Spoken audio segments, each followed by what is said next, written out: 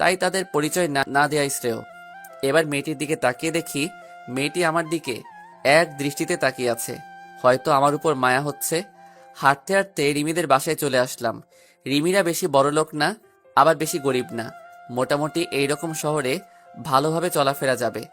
আমি রিমিকে বাড়ি দিয়ে যখনই চলে আসবো তখনই রিমি আমাকে ডাকলো আর বলল, আমাদের এখানে আজকে রাতটা খেয়ে তারপর না হয় চলে যাবেন। অবশ্য আমারও প্রচুর ক্ষুধা পেয়েছে, তাই সেই সকালে ভাতের বদলে বাবার কাছে মার খেয়ে বের হয়েছি। তাই আর মানা করতে পারলাম না। বাসার মধ্যে ঢুকে দেখি সুন্দর একটা বাড়ি, সবকিছু সাজানো গোছানো। তারপর রিমি তার আম্মুকে সবকিছু বলল আর আমাকে দেখিয়ে দিল। রিমির আম্মু আমার কাছে এসে কাঁদতে কাঁদতে বলল, আমার মেয়েকে বাঁচিয়ে তুমি অনেক বড় সাহায্য করলে বাবা। তোমার প্রতি আমরা সারা জীবন ঋণী হয়ে থাকবো। ছিছি খালাম্মা, কি বলছেন এসব? মা কোনোদিন ছেলের কাছে ঋণী থাকতে পারে? আমি তো আপনার ছেলের মতোই, তাই না? রিমি এসে বলল, আহ মা, সে কখন থেকে ক্ষুধা পেয়েছে, তাড়াতাড়ি খেতে দাও। আমি হাত মুখ ধুয়ে টেবিলে বসে খাবারের জন্য অপেক্ষা করছি। আর তখনই রিমির বাবা আসলো। আমি আবার সব বাবাকে একটু ভয় পাই, তাই সাথে সাথে দাঁড়িয়ে গেলাম। রিমি, কে এই ছেলে? তাকে তো কোনোদিন দেখিনি আমাদের এলাকায়। তারপর রিমি তার বাবাকে সব ঘটনা খুলে বলল। আর তখন রিমির বাবা বলল, তোমার যেহেতু কেউ নাই তো কি হয়েছে, আমরা তো আছি। রিমির বাবা এরূপ কথা শুনে খুব খুশি হলাম আর আমরা সবাই মিলে খেতে বসলাম। তখন রিমির বাবা বলল, তোমার যখন থাকার কোনো জায়গা নেই তাহলে আমাদের এখানে থাকবে, আর সকালে কলেজ করবে, আর বিকাল থেকে রাত পর্যন্ত আমার সাথে আমার ব্যবসায় সাহায্য করবে। আমি রিমির বাবার কথা শুনে খুব খুশি হলাম। যাক, অন্তত থাকার জায়গা আর একটা কাজ তো পেলাম। তারপরে রাতের খাবার খেয়ে রিমি আমাকে একটা রুমে নিয়ে গেল। দুজনে মিলে রুমটা একটু গোছালাম। আসলেই রিমি মেয়েটা অনেক সুন্দর আর অনেক ভালো। তবে রিমি আমার দিকে একটু পর পর আর চোখে তাকাচ্ছে আর মিট মিট করে হাসছে। সকালে উঠে ফ্রেশ হয়ে হালকা নাস্তা করে রিমির সাথে তাদের কলেজে গেলাম। ভর্তির কাজ সব শেষ হলে 3টা ক্লাস করে বাইরে এসে দেখি রিমি আমার জন্য বাইরে দাঁড়িয়ে আছে। কেমন হলো আজকের ক্লাসগুলো? অনেক ভালো, আর কলেজটা অনেক সুন্দর, খুব ভালো লাগছে আমার। তারপর কলেজ থেকে এসে দুপুরের খাবার খেয়ে খালুজানের সাথে তাদের দোকানে গেলাম। খালুর দোকানটা অনেক বড়, তাই আমি খালুর কাজে সাহায্য করলাম। এভাবে চলতে থাকে আমার নতুন জীবন। এখন আমি অনার্স ফাইনাল ইয়ারে, আর রিমি 3য় বর্ষ। রিমির মা বাবা আমাকে অনেক ভালোবাসে, একদম তাদের নিজের ছেলের মতো। আর রিমির ছোট বোনটা তো আমাকে ছাড়া কিছুই বোঝে না, সব সময় ভাইয়া ভাইয়া করে। আমিও তাকে খুব ভালোবাসি। রিমির ছোট বোনের নাম হলো মিনি। তবে রিমির ব্যবহার দেখে আমি খুব অবাক হই। মেয়েটা এত ভালো, আর মাঝে মাঝে রিমির আচরণ দেখে মনে হয় রিমি আমাকে খুব ভালোবাসে। আমার কখন কি লাগবে সব সময় চোখে চোখে রাখবে, কেয়ার করবে, মিষ্টি শাসন করবে। রিমির মিষ্টি শাসন আর কেয়ারগুলো খুব ভালো লাগে। একদিন আমি কলেজে এক মেয়ে বন্ধুর সাথে কথা বলছি আর সামনে গেটের দিকে যাচ্ছি, আর তখনই দেখি সামনে রিমি, কিন্তু তার চোখ দিয়ে অনবরত পানি বের হচ্ছে। আমি আমার বন্ধুর কাছ থেকে বিদায় নিয়ে যেই রিমির কাছে যাব তখনই ঠাস, রিমি আমাকে অনেক জোরে একটা থাপ্পড় মারলো। থাপ্পড় মেরে রিমি চলে গেল বাসায়, আর আমি মাথা নিচু করে দাঁড়িয়ে আছি। চোখ দিয়ে 2 ফোঁটা নোনা জল বেরিয়ে আসলো। আবার সেই পুরনো কথা মনে করে দিল। 2 বছর আগে ঠিক একইভাবে আমাকে চড় মেরেছিল আমার এক খুবই কাছের মানুষ। খুব কষ্ট পেয়েছিলাম তখন। রিমি আমাকে থাপ্পড় মারলো, কিন্তু 2 বছর আগে আমাকে এভাবে থাপ্পড় মেরেছিল, তখন 1000 গুণ কষ্ট পেয়েছিলাম। কলেজের পর আমি আর রিমিদের বাড়ি যাইনি, একটা ট্রেন লাইনে বসেছিলাম। বসে থাকতে থাকতে আজ আর খালুর দোকানে যাওয়া হলো না। রিমি আমাকে থাপ্পড় মেরেছে, এই জন্য আমি কষ্ট পাইনি। রিমি আমাকে থাপ্পড় মেরে আমার পুরনো কথা মনে করিয়ে দিয়েছে, তাই খুব কষ্ট হচ্ছে। তাই বসে আছি আর সিগারেট খাচ্ছি। হঠাৎ করে ফোনটা বেজে উঠলো। হাতে নিয়ে দেখি রিমি ফোন দিয়েছে। আমি রিসিভ না করে ফোনটা সাইলেন্ট করে রেখে দিলাম। আবার পুরনো কথা ভাবছি। ভাবতে ভাবতে রাত 10টা বেজে গেল। এবার ফোনটা হাতে নিয়ে দেখি খালুজানের 6 বার কল দিয়েছেন। আবার ফোন এসেছে খালুর। আমি রিসিভ করলাম। খালু বলল, মেহেদি, তুমি কোথায়? কত টেনশন হচ্ছে, তুমি তাড়াতাড়ি বাসায় আসো। জি খালু, আসছি। কিছুক্ষণ হাঁটার পর বাড়ি চলে আসলাম। কলিং বেল চাপতেই খালা দরজা খুলে দিল। কোথায় ছিলে তুমি বাবা? সে কখন থেকে বসে আছি। যাও হাত মুখ ধুয়ে আসো। জি খালা, আসছি। তারপর ভিতরে ঢুকতেই মিনি আমার পিচ্চি বোনটা দৌড়িয়ে এসে আমাকে জড়িয়ে ধরে কান্না করছে আর বলছে, ভাইয়া কোথায় ছিলে তুমি? জানো আমি কত কান্না করছি তোমার জন্য, আর আপু এখনো কান্না করছে তুমি আসোনি তাই। আর হবে না আমার পাগলি বোনটি, এবারের মতো ক্ষমা করে দাও আমাকে। কিন্তু রিমি কান্না করছে শুনে খুব খারাপ লাগছে। আমি এবার রিমি রুমের দিকে গেলাম আর রিমি বলে ডাক দিলাম। রিমি আমার দিকে যেই তাকালো আমি তো ভয় পেয়ে গেলাম। রিমির চোখ লাল ও ফুলে আছে, হয়তো কান্না করে এ অবস্থা হয়েছে। এবার রিমি দৌড়িয়ে এসে আমাকে জড়িয়ে ধরে জোরে জোরে কান্না করে দিল। আমি তো বেশ অবাক হলাম। কোথায় ছিলে তুমি? জানো আমি কত টেনশনে ছিলাম। আমি মনে করেছি তুমি আমাদের ছেড়ে চলে গেছো। তুমি আমায় ছেড়ে কোথাও যাবে না, আগে প্রমিস করো। আমি রিমিকে বুক থেকে সরিয়ে দিয়ে বললাম, কোথায় যাব আমি? তোমরা ছাড়া তো আর কেউ নেই আমার, তাহলে কোথায় যাব বলো আমি? মনে থাকে যেন, আর যেখানে যাবে আমাকে বলে যাবে। তাহলে আমাকে কলেজে ওইভাবে সবার সামনে থাপ্পড় মারলে কেন? তাহলে তুমি ওই মেয়েটার সাথে অমন ভাবে হেসে কথা বলছিলে কেন? তুমি জানো কতটা কষ্ট হয়েছিল? কই হেসে কথা বলছি? আর ও তো আমার ক্লাসমেট, ওর সাথে তো কথা বলতেই পারি। আর ওর সাথে কথা বলেছি তো তোমার কি? আমার কি মানে? আমি তোমাকে ভালোবাসি। আমি নিজের জীবনের থেকেও তোমাকে ভালোবাসি। তোমার সরলতাকে আমি ভালোবেসে ফেলেছি। এবার আমি রিমির থেকে এক ঝাটকায় দূরে সরে আসলাম। কি বলছো এসব তুমি? জানো তুমি কি বলছো? আরে হয় না রিমি, আমি একজন এতিম। তোমার বাবা আমাকে আশ্রয় দিয়েছেন, আমি তার সাথে বিশ্বাসঘাতকতা করতে পারবো না। আর তাছাড়া তোমার বাবা জানতে পারলে আমাকে কোনোদিন ক্ষমা করবেন না। আমাকে তুমি ভুলে যাও। রিমি এবার জোরে জোরে কান্না করতে লাগলো আর বলল, আমি বাবাকে সব বুঝিয়ে বলবো। প্লিজ আমাকে ফিরিয়ে দিও না। প্লিজ রিমি, এমন পাগলামি করো না। আর সবাই বাড়িতে আছে, কেউ শুনে ফেলে দিলে আমায় সবাই ভুল বুঝবে রিমি। আমি আর কথা না বাড়িয়ে যেই রিমি রুম থেকে বাইরে আসবো, তখন দেখি রিমির মা দরজার পিছনে দাঁড়িয়ে আছে। হয়তো সব শুনে ফেলে দিছে। আমি রিমির মার দিকে তাকিয়ে দেখি রিমির মা কান্না করছে। হয়তো রিমির চোখে পানি। রিমির মা সহ্য করতে পারেনি। রিমির মার কাছে গিয়ে বললাম, খালাম্মা, রিমির কোনো দোষ নেই, সব দোষ আমার। ওকে কিছু বলবেন না। আর কাল সকালে আমি এই শহর ছেড়ে চলে যাব। শুধু আজকে রাতটুকু থাকতে দিন। খালাম্মা কিছু বলল না, শুধু চোখ দিয়ে পানি পড়ছে। আমি এই বলে নিজের রুমে চলে আসলাম আর রুমের দরজা বন্ধ করে দিলাম আর কান্না করতে লাগলাম।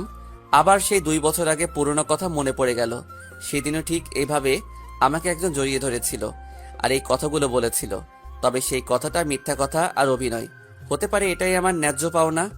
পুরনো কথা ভাবতে ভাবতে আবার চোখ দিয়ে অনবরত পানি পড়ছে।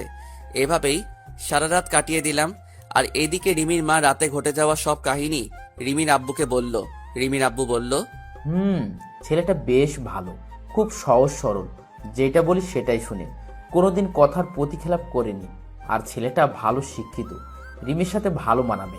আর মিনিকে একেবারে ছোট বোনের মতো দেখে। তাই ভাবছি কাল সকালে মেহেদির সাথে কথা বলে রিমির সাথে বিয়ের কথাটা সেরে ফেলবো। পরের দিন খুব সকালে উঠে আমি আমার ব্যাগপত্র গুছিয়ে রিমির বাবার জন্য একটা চিঠি লিখে সেটা বিছানার উপর বাড়ি থেকে বেরিয়ে পড়লাম। আবার রেল স্টেশনের দিকে হাঁটতে থাকলাম। আবার কোনো অন্য শহরে চলে যেতে হবে, এটা ভেবে খুব কান্না পাচ্ছে যে রিমি মেয়েটা খুব ভালোবাসে আমায়। আর পাগলি বোনটিকে খুব মিস করব। খালা খালুকে খুব মনে পড়বে। কিন্তু কিছু করার নেই। আমি ট্রেনের জন্য স্টেশনে বসে আছি। ট্রেন আসতে 1 ঘন্টা দেরি হবে। আর এদিকে রিমির মা ঘুম থেকে উঠে রিমির কাছে গিয়ে কাল রাতের কথা সব বলল রিমির কাছে। রিমি তা শুনে প্রায় পাগলের মতো হয়ে গেল খুশিতে, তার মাকে জড়িয়ে ধরল। এবার রিমি দৌড়িয়ে মেহেদি রুমে গেল। আর যখনই দরজায় নক করতে যাবে তখন দেখে দরজা খোলা রয়েছে। রিমি তখন রুমের ভিতর যেয়ে দেখে মেহেদি নেই, আর মেহেদির জামা কাপড় ব্যাগ বইপত্র কিছু নেই। তখনই চোখ গেল বিছানার উপর। রিমি চিঠিটা হাতে নিয়ে পড়তে থাকলো। চিঠি পড়া শেষে রিমি চিৎকার দিয়ে আম্মু বলে ডাক দিয়ে বেহুশ হয়ে পড়ে গেল। সাথে মেহেদি রুমে গিয়ে দেখে রিমি বেহুশ হয়ে পড়ে আছে। রিমির মা সাথে সাথে রিমির খাটের উপর তুলল। রিমির বাবা রিমির হাতে একটা কাগজ দেখলো আর কাগজটা খুলে দেখে একটা চিঠি। রিমির বাবা চিঠি পড়তে লাগলো, শ্রদ্ধেয় খালুজান, প্রথমেই সালাম নিবেন। আশা করি আপনি এতক্ষণে সব জেনে গেছেন। এতে রিমির কোনো দোষ নেই খালুজান, তাই আমি এই শহর থেকে চলে যাচ্ছি। আর কোনোদিন হয়তো দেখা হবে না, তাই এই এতিম ছেলেটাকে ক্ষমা করে দিবেন আর নিজের শরীরের দিকে একটু খেয়াল রাখবেন। এতিম ছেলে। রিমির বাবা চিঠিটা পড়া মাত্র প্রথমে বাস স্ট্যান্ডে গেল খুঁজতে, কিন্তু পেল না। তারপর রেল স্টেশনের দিকে গেল, আর তখন দেখলো মেহেদি একটা বেঞ্চের উপরে মাথা নিচু করে বসে আছে। রিমির বাবা মেহেদির কাছে গিয়ে মাথায় হাত বুলালো। আর তখনই মেহেদি উপরে তাকিয়ে দেখে খালুজান। খালু, আপনি এখানে? আমার ছেলেটাকে নিতে এসেছি। কিছুই তো বুঝলাম না। কাল রাতে রিমির মা সব বলেছে আমায়, আর তখন ভাবলাম আমার মেয়ের জন্য এর থেকে ভালো ছেলে কেউ নেই, তাই আমার মেয়ের জামাইকে নিতে এলাম। কিন্তু খালু, আমি একজন এতিম। আর চুপ, আর কোনোদিন নিজেকে এতিম বলবে না, আমরা কেউ না তোমার।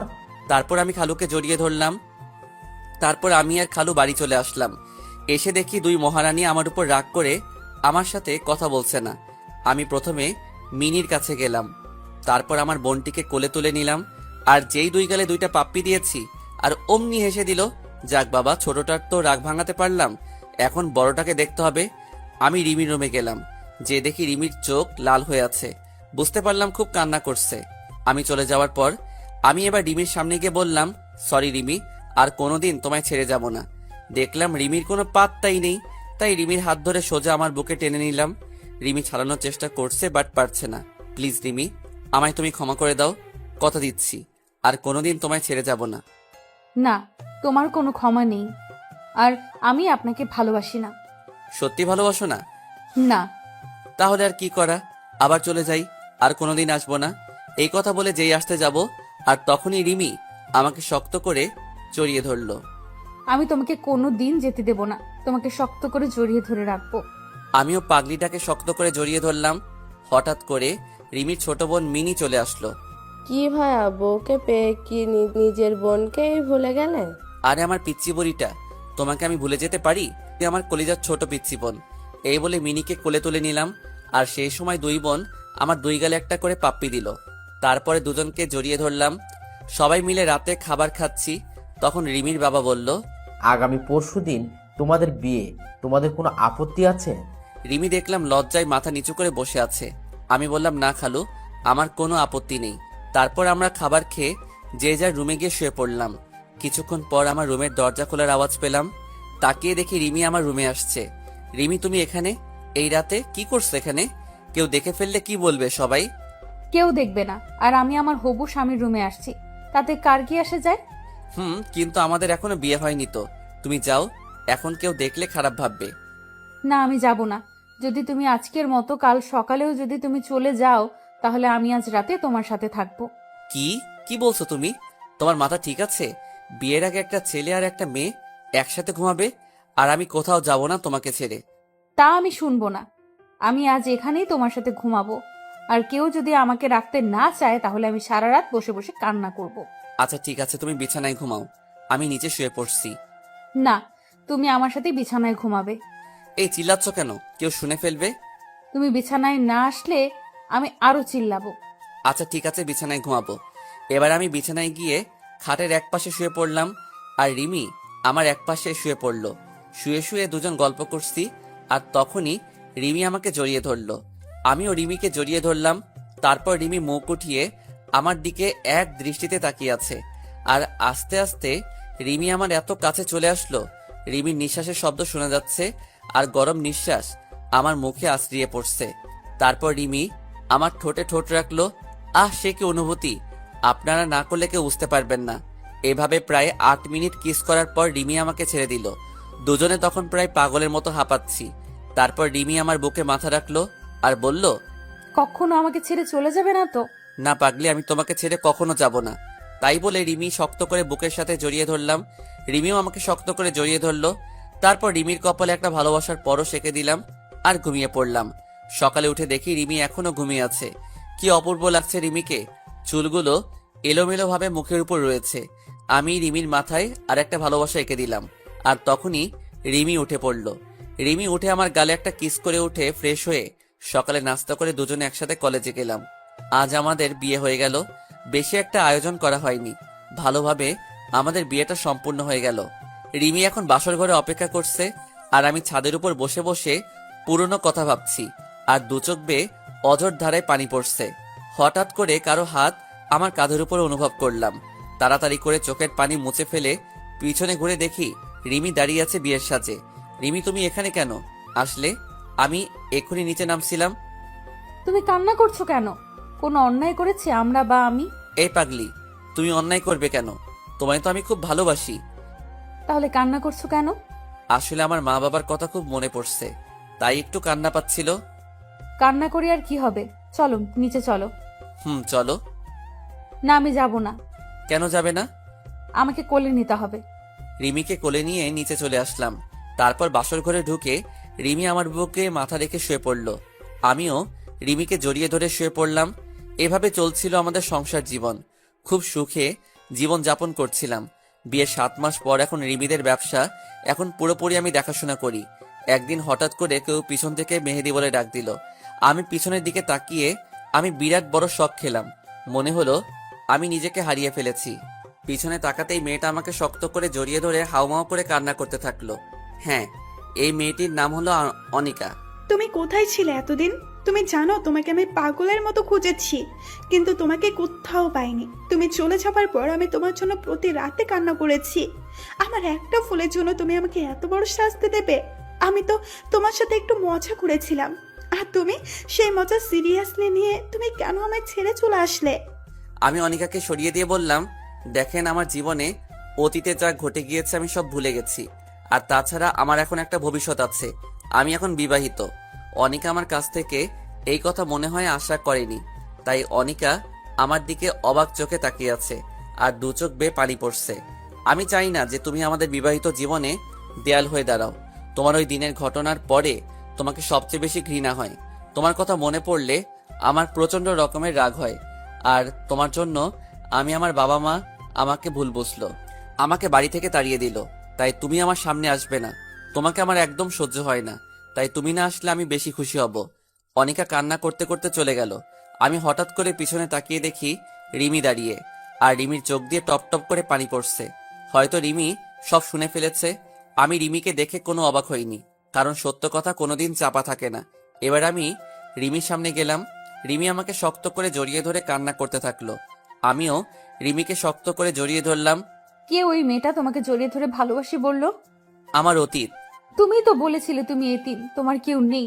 তাহলে আমার সাথে মিথ্যা বললে কেন? আমি তখন পরিস্থিতির শিকার ছিলাম, আর আমার মা বাবা ছোট ভাই সবাই আছে। রিমি এবার আবার শক্ত করে জড়িয়ে ধরে বলল, আমাকে ছেড়ে যাবে না তো কোনোদিন? কান্না করে বলল, না আমার পাগলি বউ, তোমাকে ছেড়ে কোথাও যাব না। তাহলে আমাকে বলতে হবে তোমার অতীতের কথা। ভালো, আপনার গল্পগুলো আমার কাছে অনেক ভালো লাগে। বলতে গেলে আপনার প্রেমে পড়ে গিয়েছি। কি বললেন? কার প্রেমে পড়েছেন আপনি? সরি, আপনাকে না, আপনার গল্পের প্রেমে পড়ে গিয়েছি। ও ধন্যবাদ, বাঁচালেন আমাকে। আমি তো ভয় পেয়ে গিয়েছিলাম। এদিকে বারবার আম্মু ডাকছে, কলেজে দেরি হয়ে যাবে। বাই, আম্মু ডাকছে, কলেজ যেতে হবে।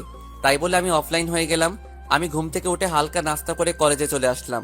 আমি আমার রুমে যেই ঢুকতে যাব, তখনই একটা মেয়ের সাথে ধাক্কা লেগে মেয়েটি পড়ে গেল। আমি সরি বলে চলে আসলাম আমার সিটে।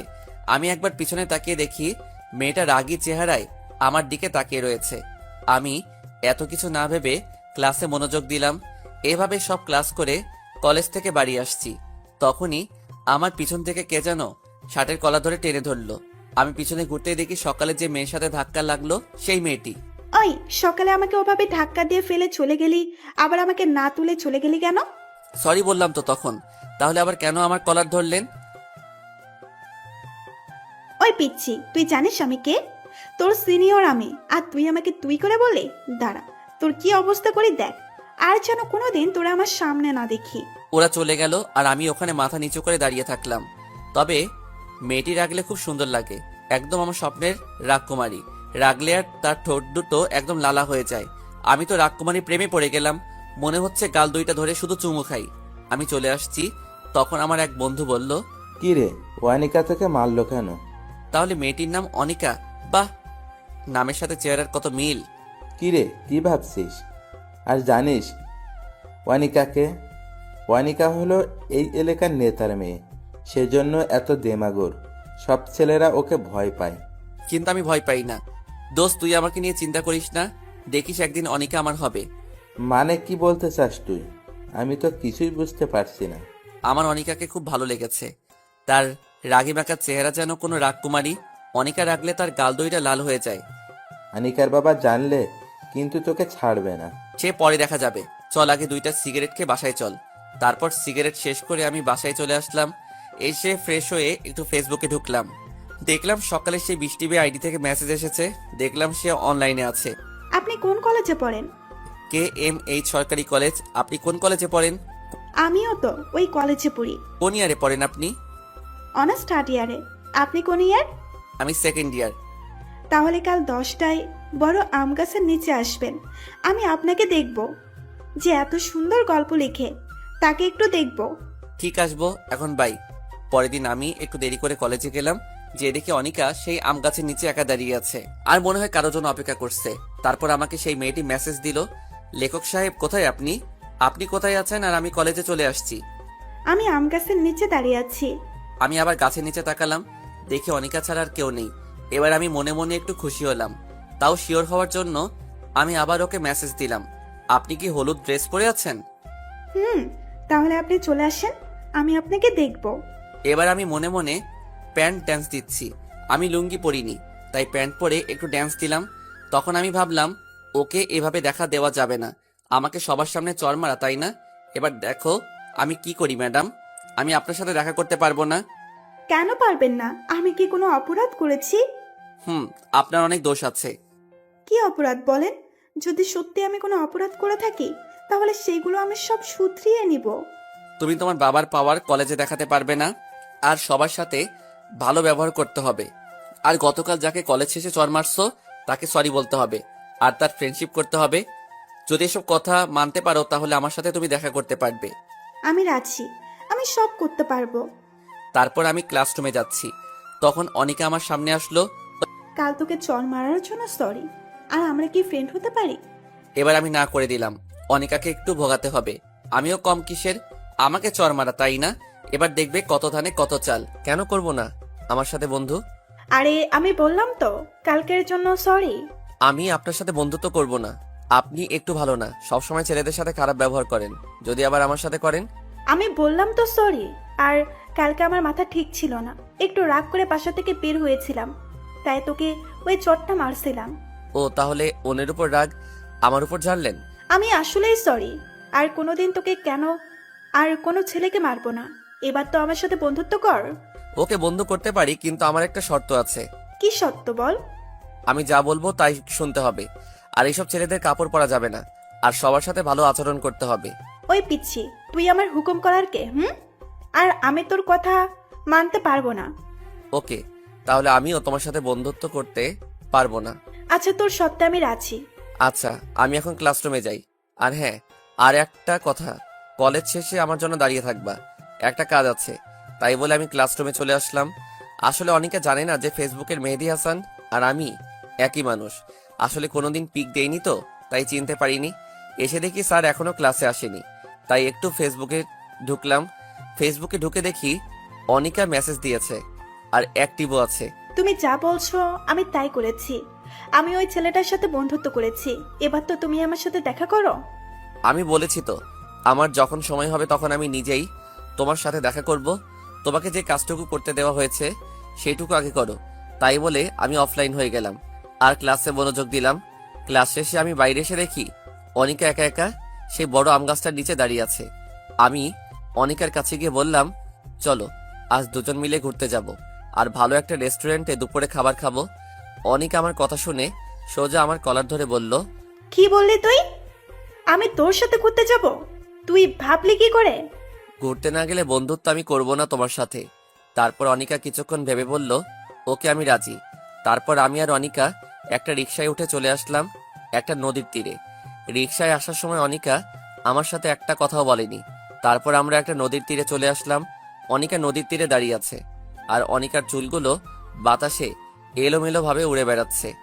আর অনিকা সেই চুলগুলো কানের কাছে নিয়ে এসে বারবার চুল ঠিক করতে ব্যস্ত হয়ে পড়ছে। আহ, অনিকাকে কি সুন্দর লাগছে! মনে হচ্ছে আমি পিছন থেকে আলতো করে জড়িয়ে ধরে হাজারবার আমি তোমাকে ভালোবাসি বলতে ইচ্ছে করছে, কিন্তু ইচ্ছা থাকলে উপায় নেই। অনিকা বলল, ওই তোর নাম কি? আমার নাম মেহেদি হাসান। তারপর অনিকা আমার দিকে কেমন দৃষ্টিতে তাকিয়ে রইল। তারপর আরেকটু ঘোরাঘুরি করে চলে আসলাম একটা রেস্টুরেন্টে গিয়ে। তারপর কিছু খাবার খেয়ে যে যার বাড়ি চলে আসলাম। বাড়ি এসে ফ্রেশ হয়ে বিকালে বন্ধুদের সাথে একটু আড্ডা দিচ্ছি আর সিগারেট টানছি। আসলে আমি একটু একটু সিগারেট টানি, আর রাতের খাবার খেয়ে শুয়ে শুয়ে ফেবুতে লগ ইন করে অনিকার সাথে কিছু কথা বলে ঘুমিয়ে পড়লাম। পরের দিন সকালে ঘুম থেকে উঠে ফ্রেশ হয়ে কলেজে চলে আসলাম। কলেজে এসে দেখি অনিকা এখনো আসেনি, তাই একটু বন্ধুদের সাথে আড্ডা দিচ্ছি। তখনই অনিকা আসলো। অনিকাকে আজকাল ড্রেস পরে অনেক সুন্দর লাগছে, মনে হচ্ছে আমার স্বপ্নের রাজকুমারী। তারপরে অনিকা তার বান্ধবীদের কাছে গেল আর মোবাইলের দিকে তাকিয়ে আছে, মনে হয় ফেবুতে অ্যাক্টিভ আছে। তাই আমিও ফেবুতে লগ ইন করলাম আর মেসেজ দিলাম, আজ তোমাকে অনেক সুন্দর লাগছে। এমনভাবে কলেজে আসলে তো আমি তোমার প্রেমে পড়ে যাব। আর তুমি চোখে কাজল দাওনি কেন? এর পরের বার যেন 2 চোখে কাজল পড়তে ভুল না হয়। এবার দেখি অনিকা আশেপাশে হয়রানি হয়ে আমাকে খুঁজছে, কিন্তু পাচ্ছে না। তখন আবার অনিকা মেসেজ দিল, কোথায় তুমি? প্লিজ একবার আমার সামনে আসো, তোমাকে দেখতে খুব ইচ্ছে করছে।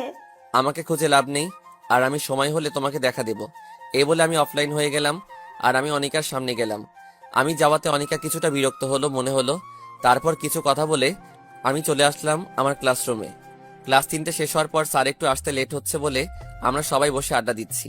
তখন দেখি অনিকা আর তার বেশ কয়েকটা বান্ধবী আসলো আমাদের রুমে, আর সবার উদ্দেশ্য বলল, এখানে মেহেদী হাসান বলে কেউ আছে? সবাই বলল, না, চিনি না। আসলে আমার কলেজে অন্য নাম দেয়া আছে, তাই সবাই সেই নামেই চেনে।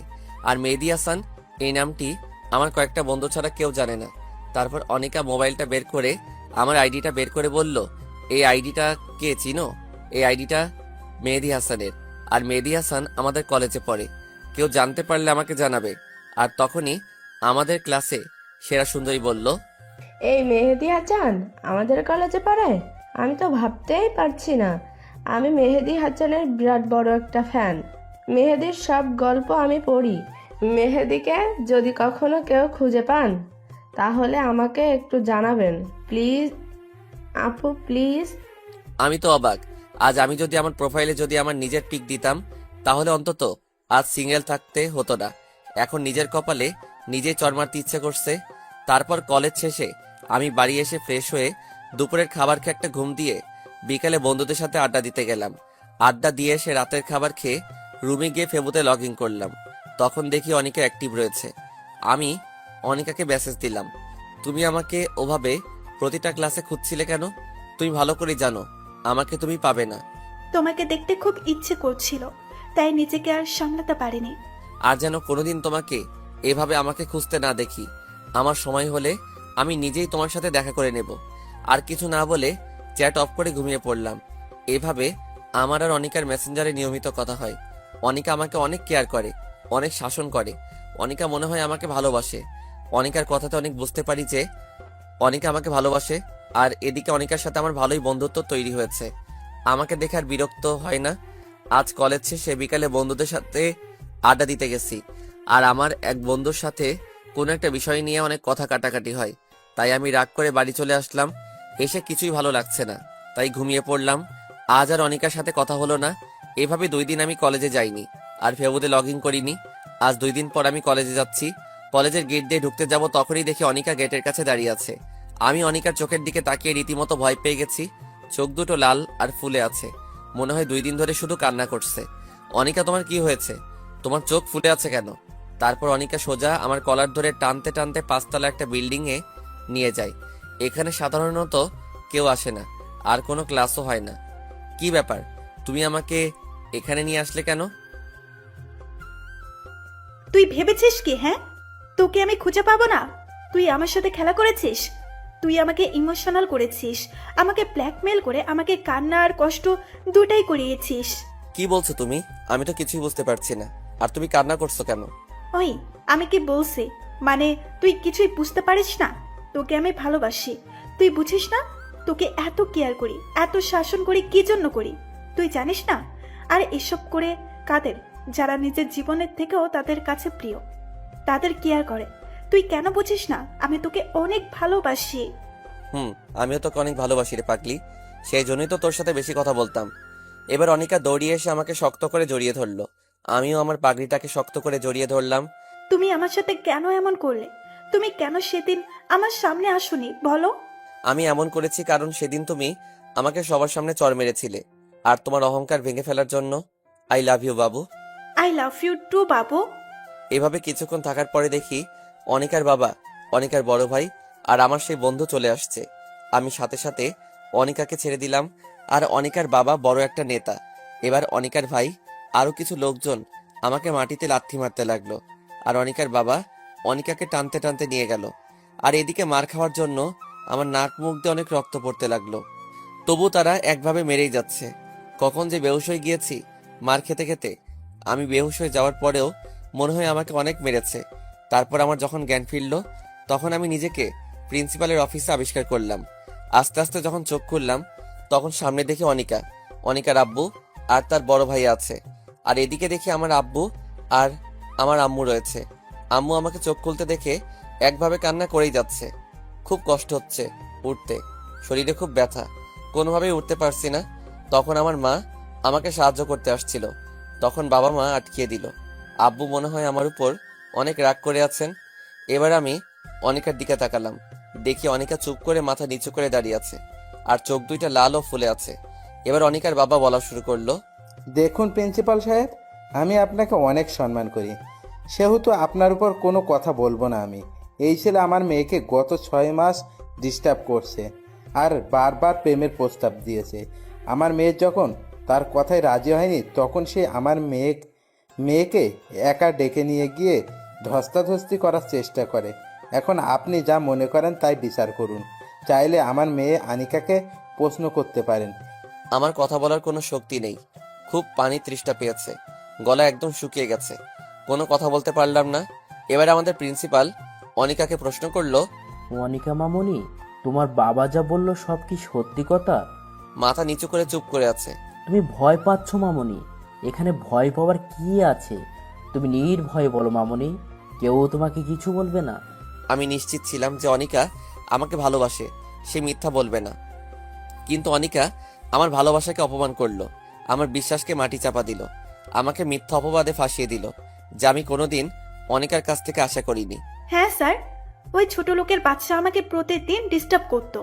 আমি প্রতিদিন মানা করার পরেও আমাকে প্রতিদিন ডিস্টার্ব করতো।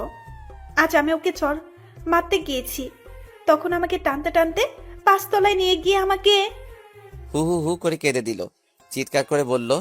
আমি অনিকার কথা শুনে আমার মাথায় আকাশ ভেঙে পড়ল। আমি এক দৃষ্টিতে অনিকার দিকে তাকিয়ে আছি। অনিকা আমাকে এভাবে মিথ্যা অপবাদ দেবে আমি কখনো স্বপ্নেও ভাবতে পারিনি। অনিকার কথা শুনে আমার ভীষণ কষ্ট হচ্ছে, আমার বুকের মধ্যে অজানা একটা ব্যথা উঠল। মেহেদি, তোমার থেকে আমি এরকম আশা করিনি। তোমাকে এখন এই কলেজ ছেড়ে চলে যেতে হবে, তাও আবার বিনা নোটিশে। আমি স্যারের কথা খুব বেশি একটা কষ্ট পাইনি, যতটুকু কষ্ট অনিকার আচরণে পেয়েছি। আমার বাবা মা কোনো কথা বলেনি, মাথা নিচু করে দাঁড়িয়ে আছে, আর আমার মা কান্না করেই যাচ্ছে। বাবা মা আমাকে রেখে তারা বাড়ি চলে আসলো, আর অনিকাকে তার বাবা আর ভাই নিয়ে গেল। অনিকা আমার দিকে অবাক দৃষ্টিতে তাকিয়ে আছে, কিন্তু তার এইভাবে তাকানো দেখে অনিকার প্রতি আমার প্রচন্ড ঘৃণা হতে লাগলো। হ্যাঁ, এই মেয়েকে আমি সবচেয়ে বেশি ঘৃণা করি। সে আমাকে এভাবে ঠকাতে পারলো, কিভাবে পারলো এই কাজটা অনিকা? আমি আবার কান্না শুরু করে দিলাম। তখন আমার বেস্ট ফ্রেন্ড এসে আমাকে ধরে উঠালো, কিন্তু আমার উঠার শক্তিটুকু নেই, প্রচন্ড কষ্ট হচ্ছে উঠতে। তারপর রাজু আর আমার আর একটা বন্ধু আমার বাড়ি নিয়ে এলো। বাড়ি আসতেই বাবার হুঙ্কার শুনতে পেলাম, এই জানোয়ারটাকে কেন নিয়ে এসেছিস? এই হারামের বাচ্চাটার কোনো জায়গা নেই আমার বাড়িতে। আজ তোর জন্য আমার মান সম্মান শেষ করে দিয়েছিস। তোর জন্য এই প্রথম আমার মাথা নিচু হয়েছে। তোকে আমার ছেলে হিসেবে পরিচয় দিতে ঘৃণা হচ্ছে। তোর এই বাড়ি কোনো জায়গা নেই, তুই বেরিয়ে যা আমার বাড়ি থেকে। আজ থেকে আমার কোনো ছেলে নেই, তুই বেরিয়ে যা আমার বাড়ি থেকে। মা কয়েকবার বাবাকে বোঝানোর চেষ্টা করছে, কিন্তু লাভ হলো না। আমার মাকে শেষবারের মতো কথা বলতে দিল না। আমি কান্না করতে করতে চলে আসলাম বন্ধুদের সাথে বন্ধুর বাড়ি। আমি যদি সুস্থ থাকতাম তাহলে আমার বাবাও মনে হয় মারতো, কিন্তু আমার এই অবস্থা দেখে হয়তো আমাকে আর মারিনি। আজ থেকে আমি এতিম হয়ে গেলাম, কেউ নেই আমার এই পৃথিবীতে। সবাই আমাকে ভুল বুঝে অবহেলা করলো। সবকিছু মেনে নেওয়া যায়, কিন্তু আপনজনের অবহেলা মেনে নেওয়া যায় না। প্রচন্ড কষ্ট হচ্ছে আমার, এক পা হাঁটার শক্তি নেই আমার। সব বন্ধুরা আমাকে সাহায্য করে। আমার বন্ধু রাজু তার বাসায় নিয়ে আসলো। রাজু সব জানতো আমার আর অনিকার ব্যাপারে। আমি কিছুদিন রাজুদের বাসায় থেকে সুস্থ হয়ে নিলাম। আমার প্রতি রাতে প্রচন্ড কান্না পেত, সেই কান্না দেখার মতো কেউ নেই। অনিকার প্রতি আমার প্রচন্ড ঘৃণা জন্মেছে, আর আমার বাবার প্রতি খুব অভিমান সৃষ্টি হলো। আজ 15 দিন পর একটু সুস্থ হলাম, তাই আমি আমার বন্ধু রাজুর সাথে কলেজে গেলাম টিসি নিয়ে আসতে। আমি আস্তে আস্তে গেট দিয়ে ঢুকলাম। সবাই কেমন করে যেন আমার দিকে তাকিয়ে আছে। একটু সামনে যেতে দেখি অনিকা আমার সামনে দাঁড়িয়ে আছে। আমার তখন রাগটা চরমে উঠে গেল। আমি রাগটাকে কন্ট্রোল করে পাশ কাটিয়ে চলে আসতে যাব, তখনই অনিকা আমার পিছনে থেকে জড়িয়ে ধরলো। এক ঝাটকে অনিকাকে সরিয়ে দিলাম। মেহেদি, আমার কথাটা শোনো প্লিজ। সেখানে আমার কোনো চুপ, আর একটা কথা বলবে না। তোমায় নিজের থেকে বেশি ভালোবাসতাম। সেদিন তোমার বলা কথাগুলো শুনে আমি প্রায় মৃত হয়ে গেছি। তোমার জন্য আমার মা বাবা আমাকে ভুল বুঝে বাসা থেকে বের করে দিয়েছে। তোমার জন্য আমার বাবা মার সম্মান নষ্ট হয়েছে। কি চাও তুমি বলো? এই ছোট লোকের বাচ্চাটার মৃত্যু চাও তুমি? ওকে, মরে যাব আমি। তার আগে তুমি তোমার এই চেহারা আমাকে আর দেখাবে না। আর তোমাকে আগে আমি নিজের থেকে ভালোবাসতাম, আর এখন আমি পৃথিবীর সব থেকে বেশি ঘৃণা করি তোমাকে।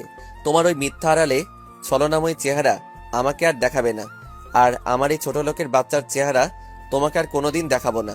তাই আমি টিসি নিতে আসছি। আমি অনিকাকে কিছু না বলে প্রিন্সিপালের রুমে চলে আসলাম। তবে অনিকা আমাকে অনেক কিছু বলতে চেয়েছিল, আমি কিছু বলতে দেইনি। কি হবে ওর ছলনাময়ের কথা শুনে? যদি আবার ওর ওপর মায়া বাড়ে? আমি প্রিন্সিপালের রুম থেকে চলে আসলাম। অনিকা আমাকে কয়েকবার আমাকে ডাকলো, আমি না শুনে চলে আসলাম রাজুর বাসায়। দুপুরে খেয়ে ঘুমিয়ে আছি, তখন হঠাৎ করে কেউ আমার শার্টের কলার ধরে টানতে টানতে বাইরে নিয়ে আসলো। আমার নিজের বাবা আমাকে টানতে টানতে বাইরে নিয়ে এসে জোরে 2টা চড় মারলো। তুই আর কত জ্বালাবি? তুই আবার কালকে আনিকাকে ডিস্টার্ব করেছিস, আবার জড়িয়ে ধরেছিস। তোর লজ্জা করে না? এত কিছু হওয়ার পর তুই আবার আনিকার সাথে কথা বলেছিস। তুই আর এই শহরে থাকবি না, তুই এখনই এই শহর থেকে চলে যাবি।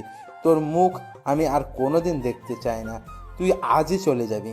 তাই বলে বাবা চলে গেল, আর আমি জায়গায় দাঁড়িয়ে একভাবে কান্না করতে থাকলাম। আর অনিকার উপর আরো বেশি ঘৃণা হতে লাগলো।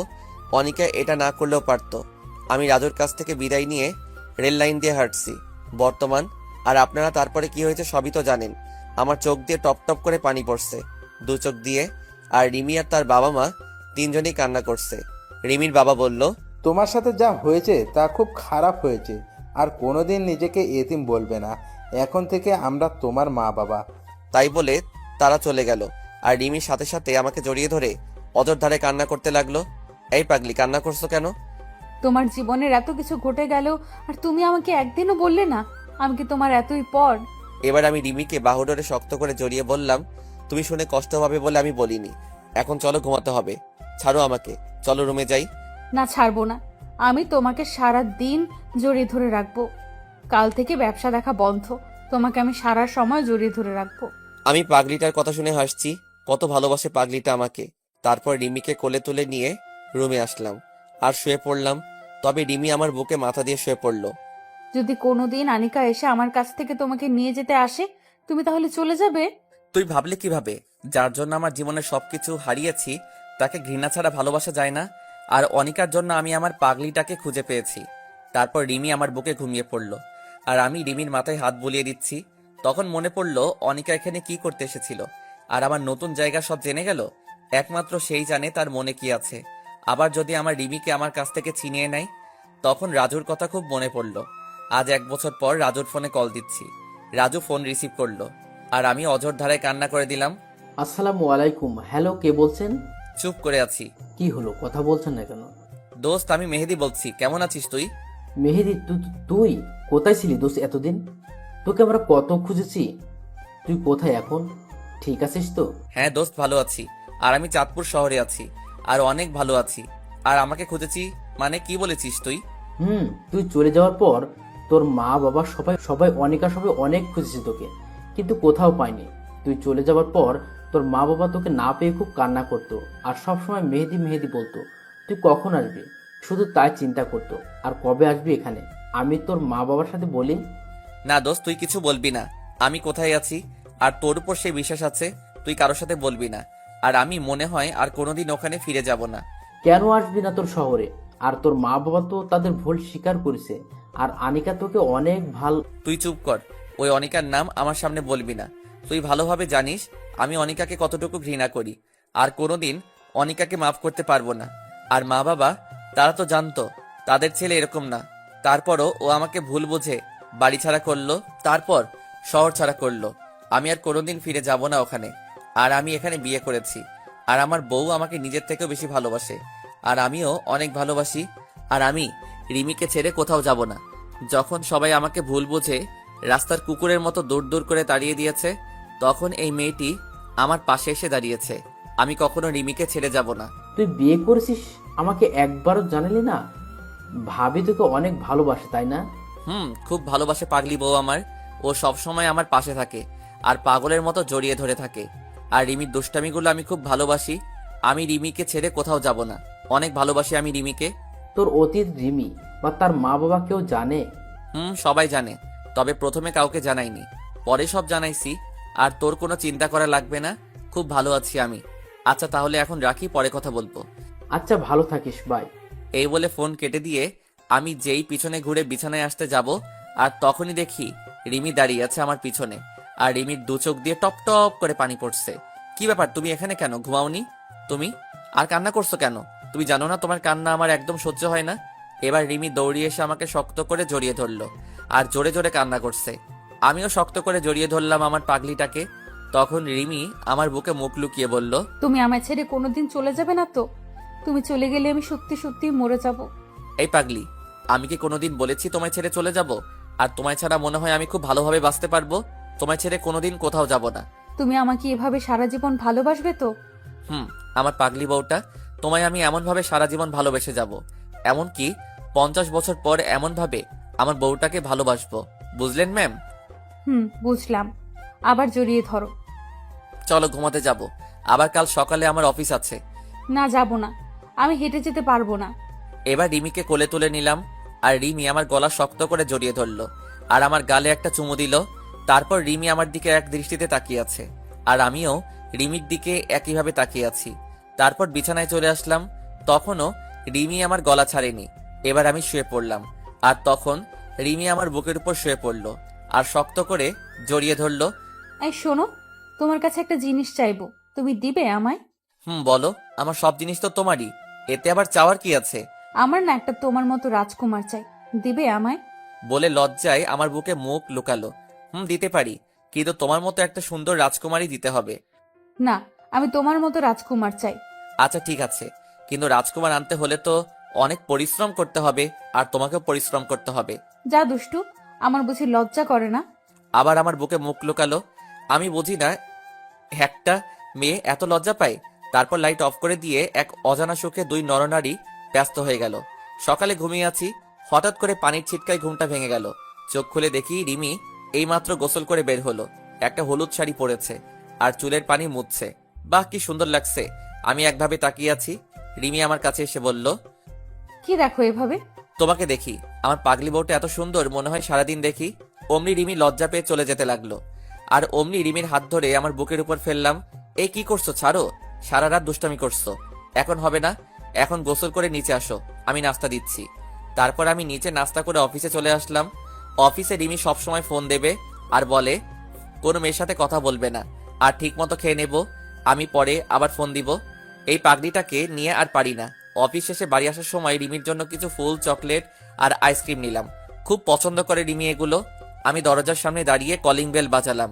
রিমি দরজা খুলে দিল, আর আমার হাতে ফুল, চকলেট, আইসক্রিম দেখে বাচ্চাদের মতো লাফাতে লাফাতে প্যাকেট আমার হাত থেকে নিয়ে আমার গালে একটা চুমু খেলো। তারপর দুজনে রুমে চলে আসলাম।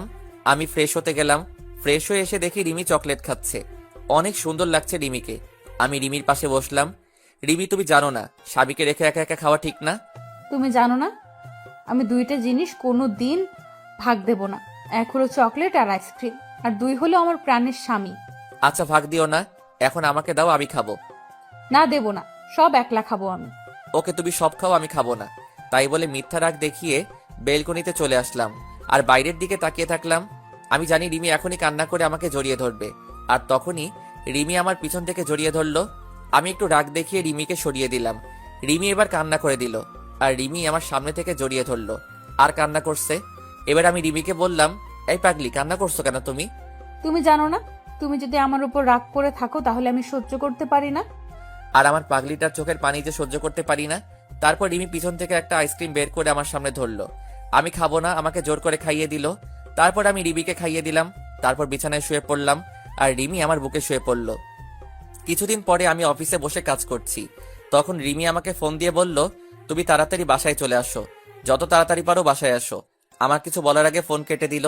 আমি তো ভয় পেয়ে গেছি, আমার রিমির কিছু হলো না তো আবার। আমি অফিস থেকে বেরিয়ে খুব তাড়াতাড়ি বাসায় চলে আসলাম। এসে কলিং বেল বাজালাম আর সাথে সাথে দরজা খুলে গেল। রিমি দরজা খুলে দিল। আমি তখন রিমিকে বললাম, কি হয়েছে তোমার? তুমি ঠিক আছো তো? তোমাকে এমন দেখাচ্ছে কেন? কি হয়েছে তোমার? দেখো কারা এসেছে, ড্রয়িং রুমে বসে আছে। আমি আস্তে আস্তে ড্রয়িং রুমে আসলাম। এসে বিরাট বড় একটা শক খেলাম। মনে হলো পৃথিবী সব থেমে পড়েছে। খুব অবাক হলাম। আমি ড্রয়িং রুমে আর কেউ নেই। আমার মা বাবা, অনিকা আর অনিকার বাবা আর ভাই বসে আছে। আমি আস্তে আস্তে তাদের কাছে গেলাম। আমি কি করব কিছু বুঝে উঠতে পারছি না। তখন আমার কান্না করতে করতে আমাকে জড়িয়ে ধরলো। আমিও কান্না করে দিলাম। তুই কোথায় ছিলি বাবা? আমাদের কথা তোর একবারও মনে পড়েনি? তোর আমাদের উপর এত অভিমান? আমরা তো তোকে না বুঝে অনেক কষ্ট দিয়েছি, ক্ষমা করে দে বাবা। আর আমাদের সাথে চল তোর নিজের বাড়ি। মা, কি বলছো এসব? তুমি কেন ক্ষমা চাচ্ছ? তোমরা তো আমাকে না বুঝে ভুল বুঝেছ। আর আমি কোথাও যাব না, আমি এখানে ভালো আছি। আর আমি বিয়ে করেছি মা। রিমি, এদিকে আসো। মা, এই হচ্ছে তোমার বৌমা, যে আমাকে অনেক ভালোবাসে, নিজের জীবনের থেকেও বেশি ভালোবাসে। এবার রিমি মাকে সালাম করলো। বাহ, আমার মেয়েটা যে অনেক সুন্দর। তাই বলে রিমির কপালে একটা চুমুকে জড়িয়ে ধরলো। এবার আমি অনিকার দিকে তাকালাম। অনিকা মাথা নিচু করে বসে আছে আর ফুপিয়ে কান্না করছে। মেহেদি, আমাকে ক্ষমা করে দে বাবা, তখন মাথা ঠিক ছিল না। আমি তোকে না বুঝে অনেক কষ্ট দিয়েছি। আমার ভুলের জন্য তোর বাড়ি এমনকি শহর ছাড়তে হয়েছে। ছি বাবা, তুমি কেন ক্ষমা চাইছো? আর তোমার তো কোনো দোষ নেই, সব দোষ আমার। আমি যদি কলেজে ওরকম না করতাম তাহলে তোমার সম্মানহানি হতো না, আর আমারও শহর ছাড়তে হতো না। এবার রিমি বাবাকে সালাম করলো আর বাবা রিমির মাথায় হাত বুলিয়ে দিল। এবার অনিকা আসলো আমার কাছে। চেহারা আগের মতো আর নেই, অনেক শুকিয়ে গেছে, চোখের নিচে কালি পড়ে গেছে। মেহেদি, আমাকে মাফ করে দাও। মা, আমি কোনো বিশ্বাসঘাতকের সাথে কথা বলতে চাই না, প্লিজ ওকে আমার সামনে থেকে চলে যেতে বলো। আর আমি এখন ফ্রেশ হব। তাই বলে আমি আমার রুমে চলে আসলাম। আমি বিছানায় বসে আছি আর তখন অনিকা আমার রুমে আসলো। আর তখনই আমার ভীষণ রাগ হলো। আমি মুখে বিরক্তির ছাপ নিয়ে চলে আসতে যাব, আর তখনই অনিকা আমার হাত ধরে থামিয়ে দিল। আমি অনিকার দিকে ঘুরতে অনিকা আমার পা ধরে ফেললো আর বলতে লাগলো, মেহেদি, আমাকে মাফ করে দাও প্লিজ। আমি সেদিন তোমাকে বাঁচাতে গিয়ে আমি সেদিন সবার সামনে মিথ্যে বলছি। আমার বাবা আমাকে বলেছিল আমি যদি ওই কথা না বলতাম তাহলে তোমাকে আমার ভাইয়া তোমাকে মেরে ফেলতো। তাই আমি সেদিন মিথ্যে বলছি। আর তুমি চলে আসার পর আমি তোমায় অনেক খুঁজেছি। তোমার জন্য প্রতি রাতে আমি কান্না করেছি। তোমার কথা ভেবে আমি ঠিক মতো ঘুমাতে পারিনি। তুমি চলে যাওয়াতে আমি একেবারে কলেজ যাওয়া বাদ দিয়ে দিছি। যেখানে তুমি নেই সেখানে আমি কিভাবে থাকি বলো? আমি তোমাকে ক্ষমা করতে পারবো না। তোমাকে আমি ঘৃণা করি। তোমার সাথেও কথা বলতে আমার ঘৃণা হচ্ছে। আমি তোমার চেহারাও দেখতে চাই না। আর তুমি কোনোদিন আমার সামনে আসবে না।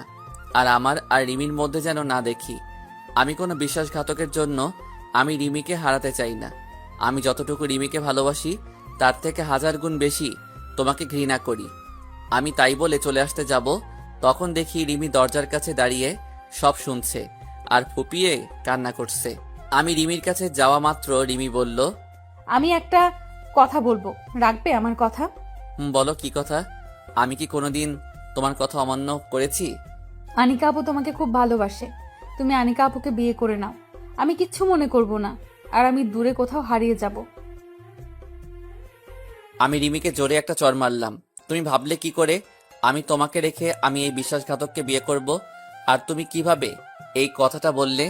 তুমি জানো না আমি তোমায় কতটা ভালোবাসি। আর আমায় ছাড়া তুমি থাকতে পারবে? আমার বুকে মাথা না দিয়ে ঘুমালে তোমার ঘুম আসবে? আর তোমায় ছাড়া আমি কোনোদিন ভালো থাকবো না। তোমায় আমি পাগলের মতো ভালোবাসি। কান্না করে জড়িয়ে ধরলাম। তারপর রিমিও আমাকে শক্ত করে জড়িয়ে ধরলো। আমিও তোমাকে অনেক ভালোবাসি। তোমায় ছাড়া আমি বাঁচতে পারবো না, তোমায় ছাড়া আমি ঘুমাতে পারবো না। আমাকে ছেড়ে চলে যেও না।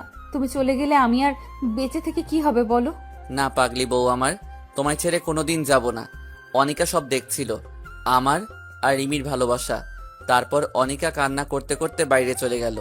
তারপর আমি আর রিমি ড্রয়িং রুমে আসলাম। আমি আসার সাথে সাথে অনিকার ভাই আমার দিকে এগিয়ে আসলো।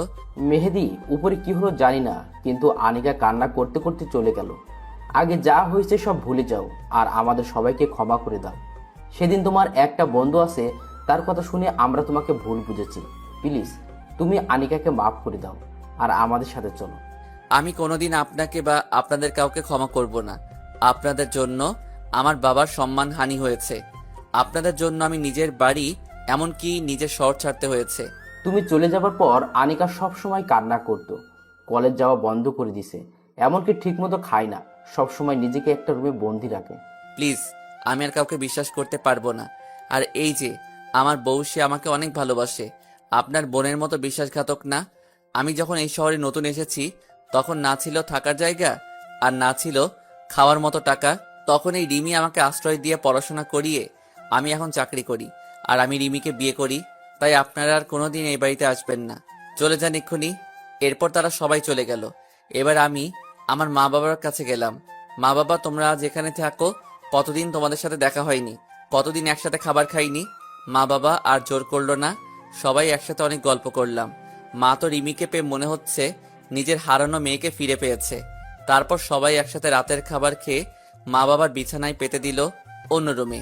তারপর যে যার রুমে গিয়ে শুয়ে পড়লাম। প্রতিদিনের মতো রিমি আমার বুকে মাথা দিয়ে শুয়ে আছে, কিন্তু কোনো কথা বলছে না। চুপচাপ শক্ত করে জড়িয়ে ধরে শুয়ে আছে। আমার কেমন খটকা লাগলো। এই রিমি, তুমি কথা বলছো না কেন? কি হয়েছে তোমার? এবার রিমির দিকে তাকিয়ে দেখি রিমি কান্না করছে। এই পাগলি, কান্না করছো কেন তুমি? কি হয়েছে তোমার? খুব ভয় হচ্ছে আমার। কেন ভয় পাচ্ছ? আমি তো আছি তোমার সাথে। ওরা যদি তোমাকে নিয়ে চলে যায়, তাহলে আমি কি নিয়ে বাঁচবো? তখন কি হবে আমার? খুব ভয় হচ্ছে। তোমাকে যদি তারা নিয়ে যায়, তাহলে আমি সত্যি বলছি, আমি সেদিনই মরে যাব। চুপ পাগলি, আমার এ কথা বলে না। আমি কোথাও যাব না, আর আমি তোমায় ছাড়া আমিও বেঁচে থাকতে পারবো না। তারপর রিমির কপালে একটা ভালোবাসার পরশ এঁকে দিলাম, আর রিমি আমাকে শক্ত করে জড়িয়ে ধরে শুয়ে পড়ল। হঠাৎ কারো কান্নার শব্দে কারণে ঘুম ভেঙে গেল। আমি তাড়াতাড়ি উঠে দেখি রিমি আমার পাশে বসে কান্না করছে। কি হয়েছে, তুমি আবার কান্না করছো কেন?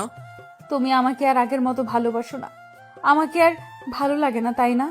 কি বলছো এসব? আমি তো কিছুই বুঝতে পারছি না। আর তোমাকে ভালোবাসবো না তো কাকে ভালোবাসবো? সব জানি। তুমি যদি আমাকে আগের মতো ভালোবাসতে, তাহলে সকালে উঠে দেখি আমি বালিশে শুয়ে আছি কেন? এর আগে তো সব সময় আমাকে তোমার বুকে রাখতে, আর আজকে আমাকে তোমার বুকে না রেখে আমাকে বালিশে ঘুমাতে দিলে। আমি এখন পুরনো হয়ে গেছি, তাই তো ভালো লাগে না, তাই না? ওলে আমার বাবুটা বুঝি রাগ করেছে। আমি খেয়াল করিনি তো, আমি ঘুমিয়েছিলাম তাই টের পাইনি। আসো বাবু, আমার বুকে আসো। তোমাকে আর কোনোদিন বালিশে ঘুমাতে দেব না। তাই বলে আমি আবার আমার পাগড়িটাকে বুকে জড়িয়ে নিলাম, আর রিমি আমার বুকে গুটিসুটি মেরে শুয়ে থাকলো। তারপর সকালে উঠে দেখি মা নাস্তা বানাচ্ছে। রিমি দৌড়িয়ে গিয়ে মাকে জড়িয়ে ধরে বলল, মা তুমি নাস্তা তৈরি করছো কেন? আমি আছি তো। দেখো দিনিমা, কোনো দিন থাকতে তার মেয়েকে। তারপর রিমি আর মা একসাথে নাস্তা তৈরি করলো। আমি নাস্তা শেষে অফিসে চলে গেলাম। অফিসে লাঞ্চ টাইমে বসে আছি, তখন হঠাৎ করে একটা আনকমন নাম্বার থেকে ফোন আসলো। আমি ফোন রিসিভ করে সালাম দিলাম, কিন্তু সে সালামের উত্তর না দিয়ে বলল, বাবা তুমি তাড়াতাড়ি বাড়ি আসো, খুব টেনশন হচ্ছে, তাড়াতাড়ি বাড়ি আয়। তাই বলে ফোনটা রেখে দিল। আমি বুঝতে পারলাম মা ফোন দিয়েছে। আমি তাড়াতাড়ি অফিস থেকে বাড়ি চলে আসলাম। এসে যা দেখলাম তা আমি কখনো প্রস্তুত ছিলাম না। আমি রিমি বলে জোরে একটা চিৎকার দিলাম। আমি বাসায় গিয়ে দেখি রিমি অচেতন হয়ে বিছানায় শুয়ে আছে, আর মা রিমির মাথায় হাত বুলিয়ে দিচ্ছে। আমি তাড়াতাড়ি রিমির পাশে গিয়ে রিমির মাথাটা আমার কোলে তুলে নিলাম। মা কি হয়েছে রিমির? ও অচেতন হলো কিভাবে? বাবা রুম থেকে কিছু পড়ার শব্দ শুনে রুমে এসে দেখি রিমি এভাবে পড়ে আছে, তারপর তোকে ফোন দিলাম। আমি তাড়াতাড়ি ডাক্তার সাহেবকে ফোনে আসতে বললাম। মা বাবা নতুন জায়গা হয়তো কাউকে চিনে না, তাই ডাক্তারকে ফোন দিতে পারিনি। কিছুক্ষণ পর ডাক্তার আসলো। ডাক্তার রিমিকে পরীক্ষা করছে, আর আমি রিমির পাশে হাত ধরে বসে আছি। ডাক্তার একটা ইঞ্জেকশন দিয়ে দিল, আর বাইরে এসে বলল, মেহেদি সাহেব, আপনি মিষ্টি খাওয়ান। তাড়াতাড়ি, আপনি বাবা হতে যাচ্ছেন।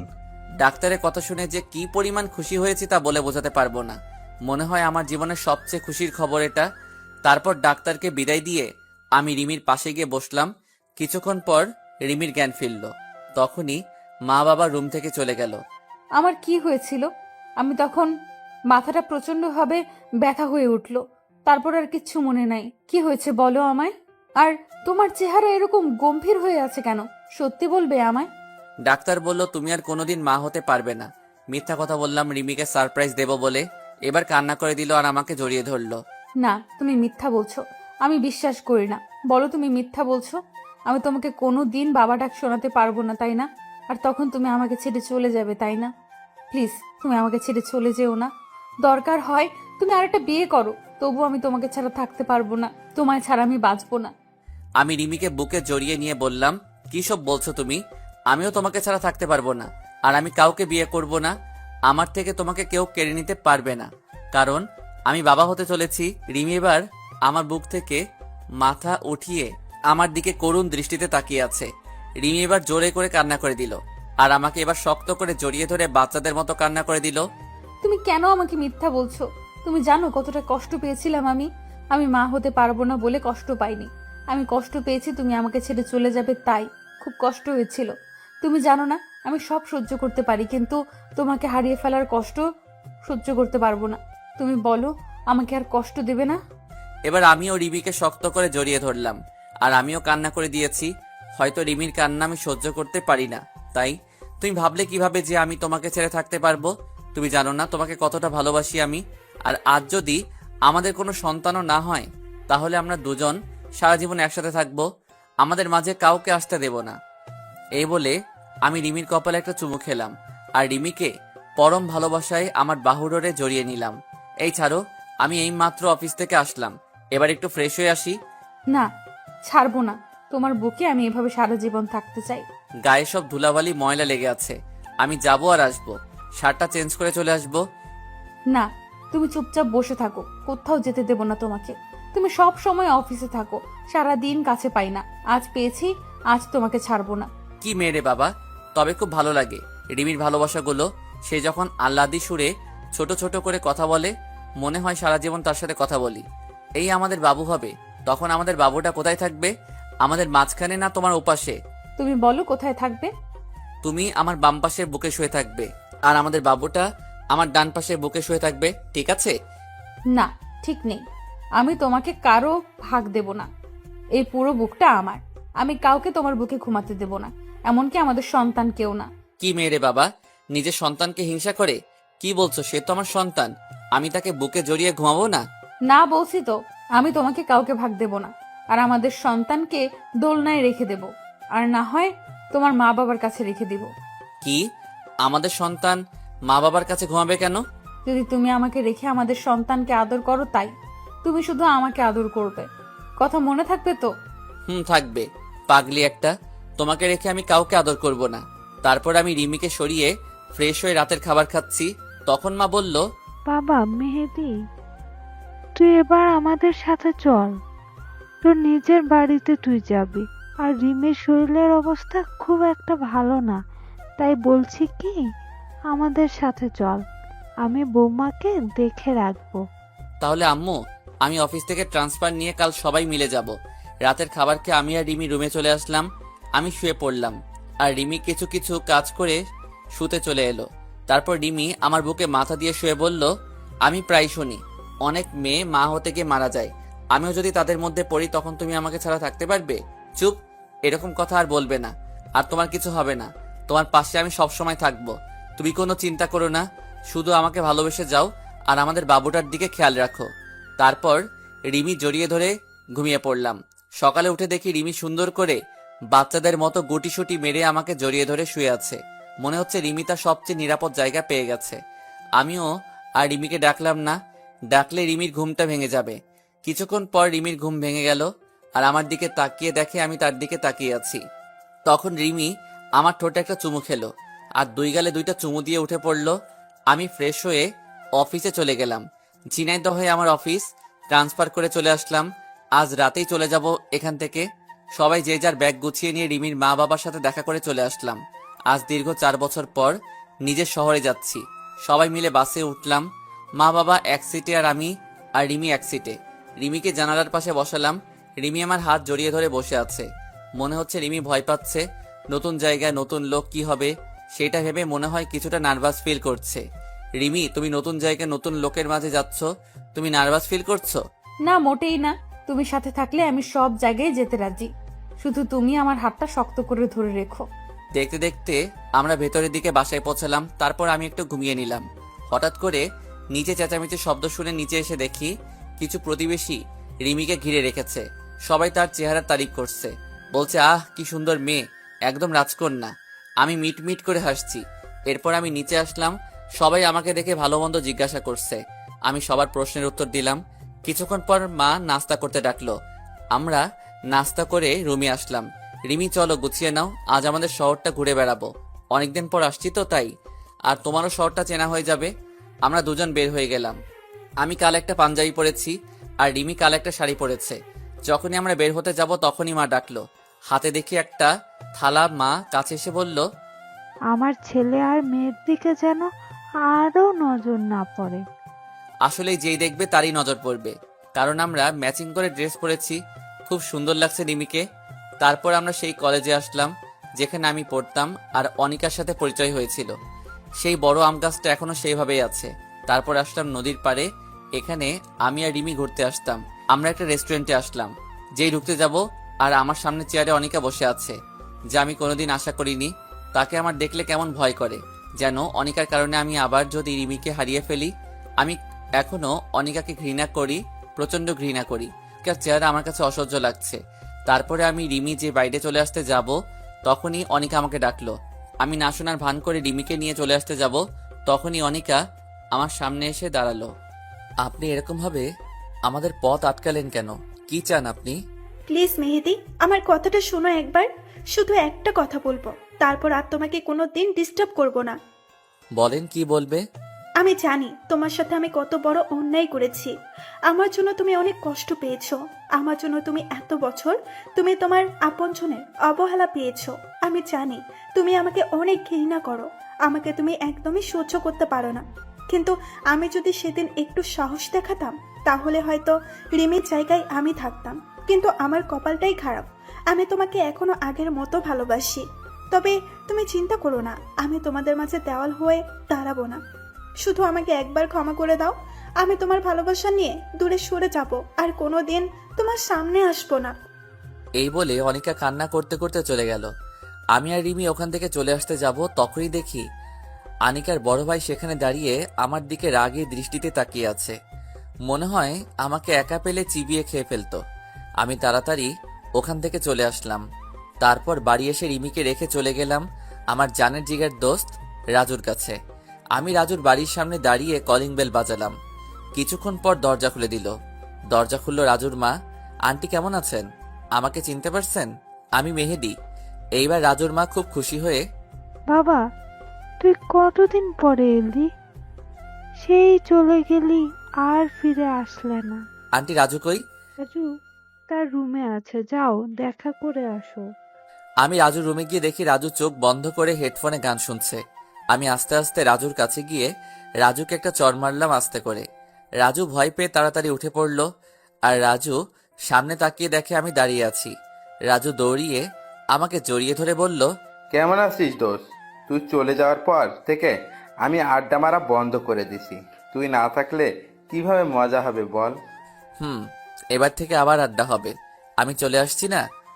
চল আগে ভাবির সাথে দেখা করে আসি। চলো, কিন্তু ভাবিকে পেয়ে যেন আমাকে ভুলে যাস না শালা। তারপর দুজনে চলে আসলাম আমাদের বাসায়। তারপর রুমে ঢুকে দেখি রিমি কাপড় গুছিয়ে আলমারিতে রাখছে। আমি পিছন থেকে গিয়ে রিমিকে জড়িয়ে ধরলাম। রিমি ভয় পেয়ে বলল, এভাবে কেউ জড়িয়ে ধরে? আমি তো ভয় পেয়ে গেছি। তারপর আমি রাজুর সাথে রিমির পরিচয় করিয়ে দিলাম। এভাবে আমাদের সুখের সংসার চলতে থাকলো। তবে এখন আর অনিকাকে দেখা যায় না, আর ডিস্টার্বও করে না। কিন্তু আমার মনে হয় কেউ আমার পিছু দিচ্ছে। এভাবে আমার আর রিমির সংসার 8 মাস চলে গেল। আজ আমি অফিসে বসে কাজ করছি, তখন আমার বাবা ফোন দিয়ে বলল রিমিকে হাসপাতালে নেওয়া হয়েছে। রিমির ডেলিভারি পেইন উঠেছে, তাই আমিও সবকিছু ফেলে তাড়াতাড়ি হাসপাতালে চলে আসলাম। এসে দেখি রিমিকে ওটিতে নেওয়া হয়েছে। আমি বাইরে অপেক্ষা করছি, খুব টেনশন হচ্ছে। কিছুক্ষণ পর ডাক্তার বের হয়ে আসলো। আমি সাথে সাথে ডাক্তারের কাছে গেলাম। ডাক্তার, কি হয়েছে আমার রিমির? আপনি কিছু বলছেন না কেন? মেহেদি সাহেব, আপনার মেয়ে হয়েছে আর বাচ্চার মা সরি। তাই বলে ডাক্তার চলে গেল। আমি সাথে সাথে সেখানে চুপ করে বসে পড়লাম। আমার মাথা কিছু কাজ করছিল না। কি করব আমি? কিভাবে থাকবো রিমিকে ছাড়া? তারপর আমি দৌড়িয়ে রিমির কাছে গেলাম। যে দেখি রিমি চোখ বুজে শুয়ে আছে। আমি রিমিকে জড়িয়ে ধরে কান্না শুরু করে দিলাম। তুমি কথা দিয়েছিলে তুমি আমাকে ছেড়ে কোথাও যাবে না, তাহলে কেন চলে গেলে? আমি কিভাবে বাঁচবো তোমাকে ছাড়া? আমি রিমিকে জড়িয়ে ধরে কান্না করছি। তারপর হঠাৎ করে কেউ আমাকে জড়িয়ে ধরলো আর বলছে, তোমাকে ছেড়ে কোথাও যাব না পাগল। এবার চোখ খুলে তাকিয়ে দেখি রিমি আমাকে জড়িয়ে ধরে আছে, আর রিমি আমার দিকে তাকিয়ে মিটমিট করে হাসছে। তারপর আমি রিমিকে শক্ত করে জড়িয়ে ধরে রাখলাম, আর কোনোদিন রিমিকে হারিয়ে যেতে দেব না। তারপর রিমিকে এক ঝাটকায় সরিয়ে দিয়ে বললাম, তুমি আমার সাথে এরকম অভিনয় করলে কেন? তুমি আমাকে কষ্ট দিয়ে খুব মজা পাও, তাই না? তুমিও একদিন আমার সাথে মজা করেছিলে, মনে আছে? আমিও সেদিন অনেক কান্না করেছিলাম, তাই আজকে আমি প্রতিশোধ নিলাম। এরকম মজার কোনোদিন করবে না তুমি, জানো কত কষ্ট পেয়েছি। তারপর আমার রাজকন্যাকে কোলে নিয়ে বললাম, দেখেছো, আমি বলেছিলাম না আমাদের তোমার মতো একটা রাজকন্যা হবে? তারপর আমার রাজকন্যাকে একটা চুমু দিয়ে রিমির কপালে একটা চুমু দিলাম। কিছুদিন পর আমি রিমিকে হাসপাতাল থেকে বাসায় নিয়ে আসলাম। তারপর রাতে ঘুমাতে গিয়ে রিমির পাগলামি দেখে আমি না হেসে পারলাম না। রিমি আমাদের মেয়েকে নিয়ে বাইরে যাচ্ছে। তখন আমি বললাম, এই জিনাতকে কোথায় নিয়ে যাচ্ছ? কেন? আব্বু আম্মুর কাছে রেখে আসতে যাচ্ছি। না, তুমি আমার মেয়েকে আমার পাশে রাখো, আমাদের মাঝখানে আমার মেয়ে থাকবে। রিমি এবার রেগে বলল, কি বললে? তোমাকে আমি প্রথমে বলেছিলাম না তোমার আমার মাঝে কেউ থাকবে না, এমনকি আমাদের সন্তানও না। তোমার বুকে মাথা না রাখলে আমার ঘুম আসে না, তুমি জানো না? ওকে, তাহলে তুমি মাঝখানে থাকো আর জিনাতকে তোমার ওই পাশে রাখো। তারপর রিমি আমার পাশে শুয়ে পড়লো আর জিনাত রিমির পাশে শুয়ে পড়লো। তারপর রিমিকে জড়িয়ে ধরে ঘুমিয়ে পড়লাম। সকালে উঠে ঘুম থেকে উঠে ফ্রেশ হয়ে নাস্তা করে রিমির কপালে আর আমার ছোট পরিটার কপালে একটা চুমু দিয়ে অফিসে চলে আসলাম। আজ অফিসে কিছু কর্মচারী নিয়োগ হবে। আমি আমার ডেস্কে বসে আছি। তখন আমাদের ম্যানেজার একটা মেয়ের সাথে পরিচয় করিয়ে দিল আর বলল, আজ থেকে এ তোমার আন্ডারে কাজ করবে। মেয়েটির নাম তনিমা। তনিমার দেখতে বেশ সুন্দরী, তবে আমার রিমির থেকে বেশি না। আমি তনিমার সাথে পরিচয় হয়ে নিয়ে তনিমার কাজ বুঝিয়ে দিয়ে নিজের ডেস্কে এসে বসলাম। আমার ডেস্ক থেকে তনিমার ডেস্ক দেখা যায়। কিছুক্ষণ পর তনিমার দিকে তাকিয়ে দেখি তনিমা আমার দিকে এক দৃষ্টিতে তাকিয়ে আছে। আমি এসব দেখে মনোযোগ না দিয়ে আমার কাজ করতে থাকলাম। এভাবে আমার রিমির আর আমার ছোট পইটার সংসার চলতে থাকলো। আজ আমার মেয়ের বয়স 1 বছর। এই 1 বছরে রিমির আর আমাদের মেয়ে জিনাতের পাগলামি দেখে কিভাবে যে সময় চলে গেল। আর এদিকে অফিসে তরিমা এখন আমার দিকে সব সময় তাকিয়ে থাকে। কারণে অকারণে আমার সাথে আমার ডেস্কে আসে। আজ অফিস থেকে বাড়ি আসতে যাব, তখন তনিমা আমাকে কফি খাওয়ার জন্য বলল। আমিও মানা করতে পারলাম না। সব সময় অফিস বাড়ি করতে করতে আমারও কেমন অধৈর্য হয়ে গেছে, তাই আমিও রাজি হয়ে গেলাম। কফি শপ থেকে তনিমাকে বিদায় দিয়ে আমি বাড়ি চলে আসলাম। Calling bell বাজালাম। কিছুক্ষণ পর আমার মা দরজা খুলে দিল। আমি বেশ অবাক হলাম, কারণ এই পর্যন্ত প্রতিদিন রিমি দরজা খুলে দেয়। মা, তুমি দরজা খুলছো কেন? রিমি কই? রিমি উপরে আছে, মনে হয় শুয়ে আছে, তাই আমি দরজা খুলে দিলাম। আমি উপরে গিয়ে দেখি জিনাত ঘুমিয়ে আছে। বেশ অবাক হলাম, কারণ আমি আসার আগে কোনোদিন রিমি জিনাতকে ঘুমাতে দেয় না। আর রিমিকে কোথাও দেখা যাচ্ছে না। সব জায়গায় খুঁজলাম কিন্তু পেলাম না। এবার আমি ছাদে উঠে দেখি রিমি ছাদের এক কোণায় চুপটি করে দাঁড়িয়ে আছে। আমি রিমিকে ডাক দিলাম। রিমি আমার ডাক শুনে রিমি তাড়াতাড়ি করে তার চোখ মুছে দিল। কি ব্যাপার, তুমি এত রাতে ছাদে কেন? তাই বলে রিমিকে আমার দিকে ফিরালাম। দেখি রিমির চোখ লাল হয়ে আছে, মনে হয় কান্না করেছে। না, আমার কিচ্ছু হয়নি, চলো নিয়ে চলো। এই বলে রিমি আগে আগে নিচে নেমে গেল। মেহেদি বেশ অবাক হলো, কারণ আমি অফিস থেকে বাড়ি আসলে আগে রিমি আমাকে জড়িয়ে ধরে আমার গালে একটা চুমু দেয়। কিন্তু আজ রিমির কি হলো যে সব ভুলে গেছে? রাতে সবাই একসাথে খেয়ে যখন ঘুমাতে যাব, তখন দেখি রিমি ওই পাশে শুয়ে আছে আর জিনাত আমাদের মাঝখানে শুয়ে আছে। আমি রিমির এমন পরিবর্তন দেখে খুব অবাক হলাম। কি হয়েছে রিমি তোমার? তুমি আজ ওপাশে শুয়ে পড়লে কেন? না, কিচ্ছু হয়নি, এমনি ভালো লাগছে না, তাই এদিকে শুয়ে পড়লাম। তাই বলে রিমি অন্যদিকে মুখ করে শুয়ে পড়ল। আমি বেশ অবাক হলাম, কারণ রিমি এই পর্যন্ত যতবারই মন খারাপ হয় ততবারই আমাকে জড়িয়ে ধরে ঘুমাতো। তবে আজ কি হলো রিমির? এভাবে আমার সারা রাত ঘুম আসলো না। সকালে ঘুম থেকে উঠে দেখি রিমি পাশে নেই। রিমি এরকম করছে কেন? আমাকে অবহেলা করছে কেন? আমাকে এড়িয়ে চলছে কেন? কি হয়েছে রিমির? তাই বলে আমি ফ্রেশ হতে চলে গেলাম। তারপর নাস্তা করে অফিসে যাব, তখন রিমি আমার কাছে এসে আমাকে জড়িয়ে ধরে চুমু খায়। কিন্তু আজ কেন আসলো না? আমি কিছুই বুঝতে পারছি না। আমি রিমিকে ডাক দিলাম, কিন্তু কোনো সারা শব্দ নেই। তাই আমি কিচেনে গেলাম, গিয়ে দেখি রিমি রান্না করছে। কি হলো, তুমি শুনতে পারছো না? তোমায় কখন থেকে ডাকছি, শুনতে পারছো না? দেখছো না কাজ করছি, তাও আবার এত ডাকার কি হলো? আমার বুকের মধ্যে কেমন একটা ব্যথা হয়ে উঠল রিমির এমনভাবে কথা শুনে। রিমি আমার সাথে এমনভাবে কথা বলছে কেন, বুঝতে পারছি না। তারপর নাস্তা না করে অফিসে চলে আসলাম। আমার কোনো কাজে মন বসছে না। রিমির মাঝে কেন এমন পরিবর্তন হলো, খুব খারাপ লাগছে আমার। তখন দেখি তনিমা আসলো আমার ডেস্কে। কি ব্যাপার মেহেদি সাহেব, এমন মন খারাপ কেন? মুখটা মলিন করে বসে আছেন। না, কিছু হয়নি, এমনি বসে আছি। কিছু বলবেন? না কিছু না, আপনি মুখ কালো করে বসে আছেন তাই জিজ্ঞেস করলাম। আপনার যে একটু মন খারাপ, তাই চলেন বিকালে নদীর পাড় থেকে ঘুরে আসি, মনটা ভালো হয়ে যাবে। আসলে অনেকদিন কোথাও ঘুরতে যাওয়া হয় না। ওকে, তাহলে অফিস শেষে নদীর পাড়ে ঘুরতে যাবানি?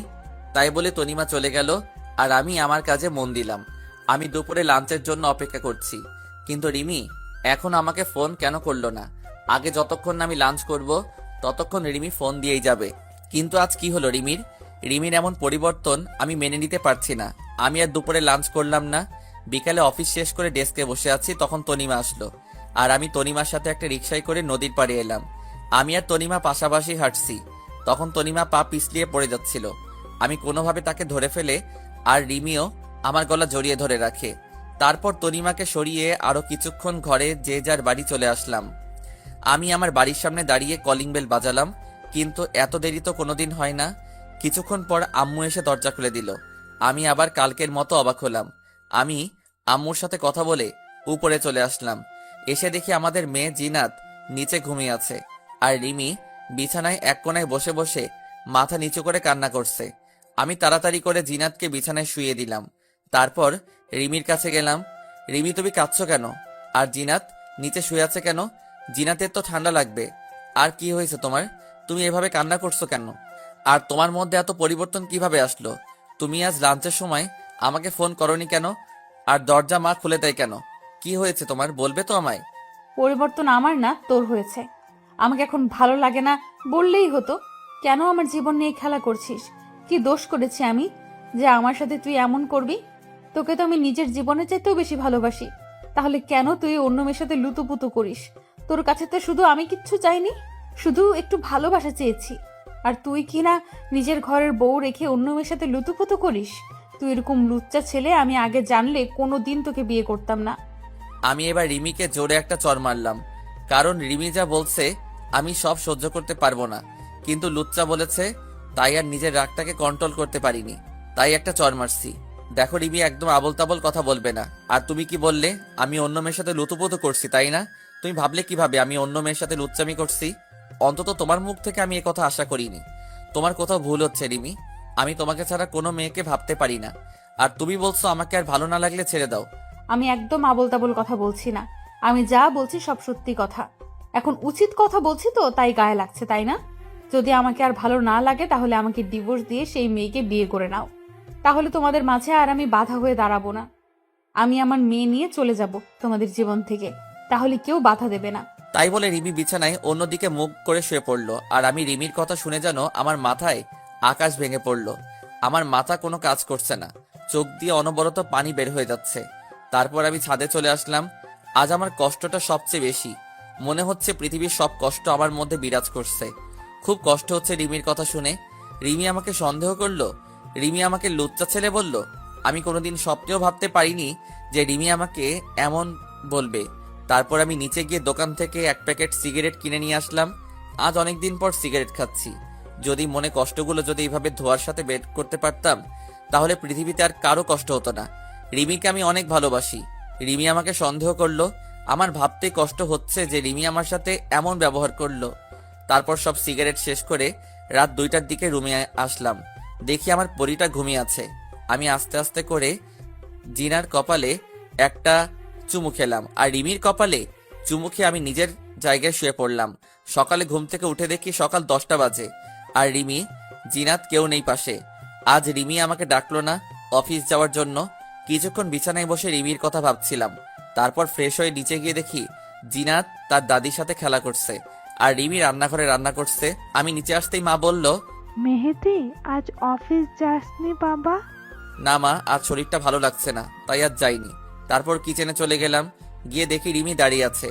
আমি পিছন থেকে রিমিকে জড়িয়ে ধরলাম, কিন্তু রিমি আমাকে এক ঝটকে সরিয়ে দিল। তারপর রিমি আমাকে 1 কাপ চা দিয়ে কিচেন থেকে বেরিয়ে পড়ল। রিমির এমন আচরণে অনেক কষ্ট পেলাম, আর বুকের মধ্যে চিনচিন ব্যথা অনুভব করলাম। আমি চা না খেয়ে রুমে চলে আসলাম। রুমে এসে দেখি রিমি বিছানা গোছাচ্ছে। রিমি, সরি কালকে তোমার গায়ে হাত উঠানোর জন্য। আসলে কাল মাথাটা রিমি আমাকে কিছু বলতে না দিয়ে মুখে একরাশ বিরক্তি ভাব নিয়ে এসে রুম থেকে হনহন করে চলে গেল। রিমি সকাল থেকে আমার সাথে একবারও কথা বলেনি, তাই আমিও রাগ করে বাইরে চলে আসলাম। সারাদিন বাইরে কাটিয়ে দিয়ে রাত 11টার সময় বাড়ি আসলাম, কিন্তু রিমি আমাকে একবারও ফোন করলো না। কোথায় আছি, কিছু খেয়েছি কিনা। মনে হচ্ছে সবকিছু ছেড়ে আমি কোথাও চলে যাই, যেখানে কোনো প্যারা নেই। রাতে বাড়ি এসে দেখি রিমি আর আমার ছোট পরীটা শুয়ে আছে। রিমি আমাকে দেখে অন্য দিকে শুয়ে পড়ল, আর আমি জিনাতকে একটু কোলে চুমু খেয়ে জিনাতকে শুয়ে দিলাম। রিমি, আমার ক্ষুধা লাগছে, আমার খাবার কই? রিমি কোনো কথা বলছে না, চুপচাপ শুয়ে আছে। তাই আমি আর কিছু না বলে শুয়ে পড়লাম। শুয়ে শুয়ে ভাবছি কি দোষ করেছি যে রিমি আমাকে এত বড় সাজা দিচ্ছে। রিমির অবহেলা আমার সহ্য হচ্ছে না। আপনজনের অবহেলাগুলো অনেক কষ্টদায়ক হয়, যা সহ্য করার মতো মন আমাদের দেয়নি। সকালে উঠে ফ্রেশ হয়ে নাস্তা না করে অফিসে চলে আসলাম। অফিসের কাজে কোনো রকম মন বসছে না, তাই আনমনে বসে রইছি। অফিস শেষে রিক্সার জন্য বাইরে দাঁড়িয়ে আছি, তখন তনিমা রিক্সা নিয়ে আসলো। এসে বলল, মেহেদি সাহেব, আমার সাথে এক জায়গায় একটু যেতে পারবেন? খুবই দরকারি কাজ। প্লিজ চলেন, আপনি গেলে খুবই ভালো হয়। আমি যাব না। আমাকে জোর করে নিয়ে গেল। হঠাৎ করে রিক্সা থেমে গেল। আমি তাকিয়ে দেখি একটা হোটেলের নিচে দাঁড়িয়ে আছি।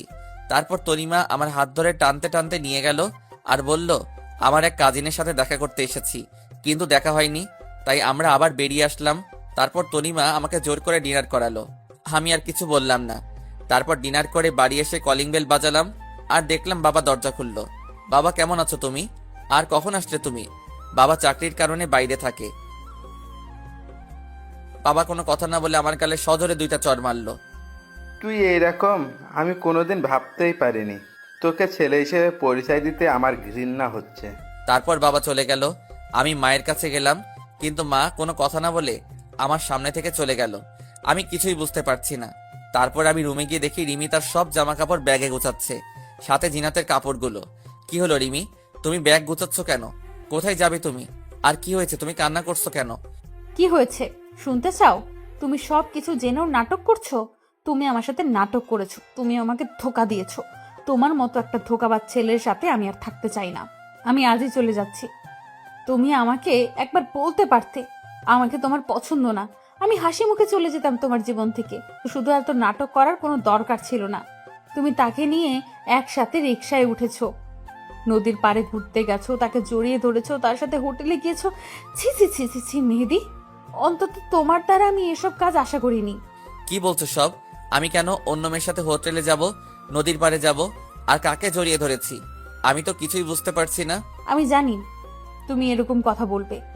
তুমি এখনো আমার সাথে নাটক করছো। তাহলে এগুলো কি বলো? এগুলো সব কি নাটক? তাই বলে রিমি আমার সামনে কিছু ছবি ছুড়ে দিল। আমি ছবিগুলো দেখে নিজের চোখকে বিশ্বাস করতে পারছি না। আমার চোখ কপালে উঠে গেছে, আমার মাথা কাজ করা বন্ধ করে দিয়েছে। রিমি যেই ছবিগুলো আমার সামনে রাখলো সেগুলো সব আমার আর তনিমার পিক ছিল। আমি আর তনিমা একসাথে রিকশায় বসে আসি। তারপর আমি তনিমাকে জড়িয়ে ধরে আসি। আমি আর তনিমা একটা হোটেলে একটা রুমে উলঙ্গ অবস্থায় দাঁড়িয়ে আসি। আমার মাথা কেমন চক্কর দিয়ে উঠলো। আমি তনিমার সাথে ঘুরে বেরিয়েছি। সেগুলো কেউ ছবি তুলে রিমির কাছে দিছে, আর রিমি সেগুলো দেখে ভুল বুঝলো। আর হোটেলের পিকটা এটা এডিট করা। কারণ আপনারা তো জানেন রিমি, তুমি এগুলো দেখে তুমি আমাকে সন্দেহ করেছো। তনিমা আমার অফিসের কলিগ, তার সাথে একটু ঘুরতে গিয়েছিলাম। আর এই ছবিটা সম্পূর্ণভাবে এডিট করা, কারণ আমি আর তনিমা তার এক কাজিনের সাথে দেখা করতে গেছিলাম, আর কেউ চুপি চুপি ছবি তুলে এডিট করেছে। তুমি বিশ্বাস করো রিমি, তনিমা আমার কলিগ আর ফ্রেন্ড, তার বিষয় আর কিছুই না। কেউ প্ল্যান করে আমাদের সংসারটা নষ্ট করতে চাইছে। এত কিছু হওয়ার পরও তুমি আমাকে বিশ্বাস করতে বলছো? রিকশায় চড়া, জড়িয়ে ধরা, তাহলে সব এডিট করা বলো। রিমি, তুমি বিশ্বাস করো, আমার আর তনিমার মধ্যে সেরকম কিছুই নাই। তুমি বোঝার চেষ্টা করো রিমি, আমি শুধু তোমাকেই ভালোবাসি। তোমার জায়গায় আমি অন্য কাউকে জায়গা দেব তুমি ভাবলে কিভাবে? আমি অত কিছু শুনতে চাই না। আমি তোমার কাছে আর থাকবো না। তুমি একটা বিশ্বাসঘাতক। তোমাকে বিয়ে করে, তোমাকে বিশ্বাস করে ভুল করেছি আমি। তোমাকে আমি কি দেইনি? তোমাকে নিজের জীবনের চাইতেও আমি বেশি ভালোবাসতাম।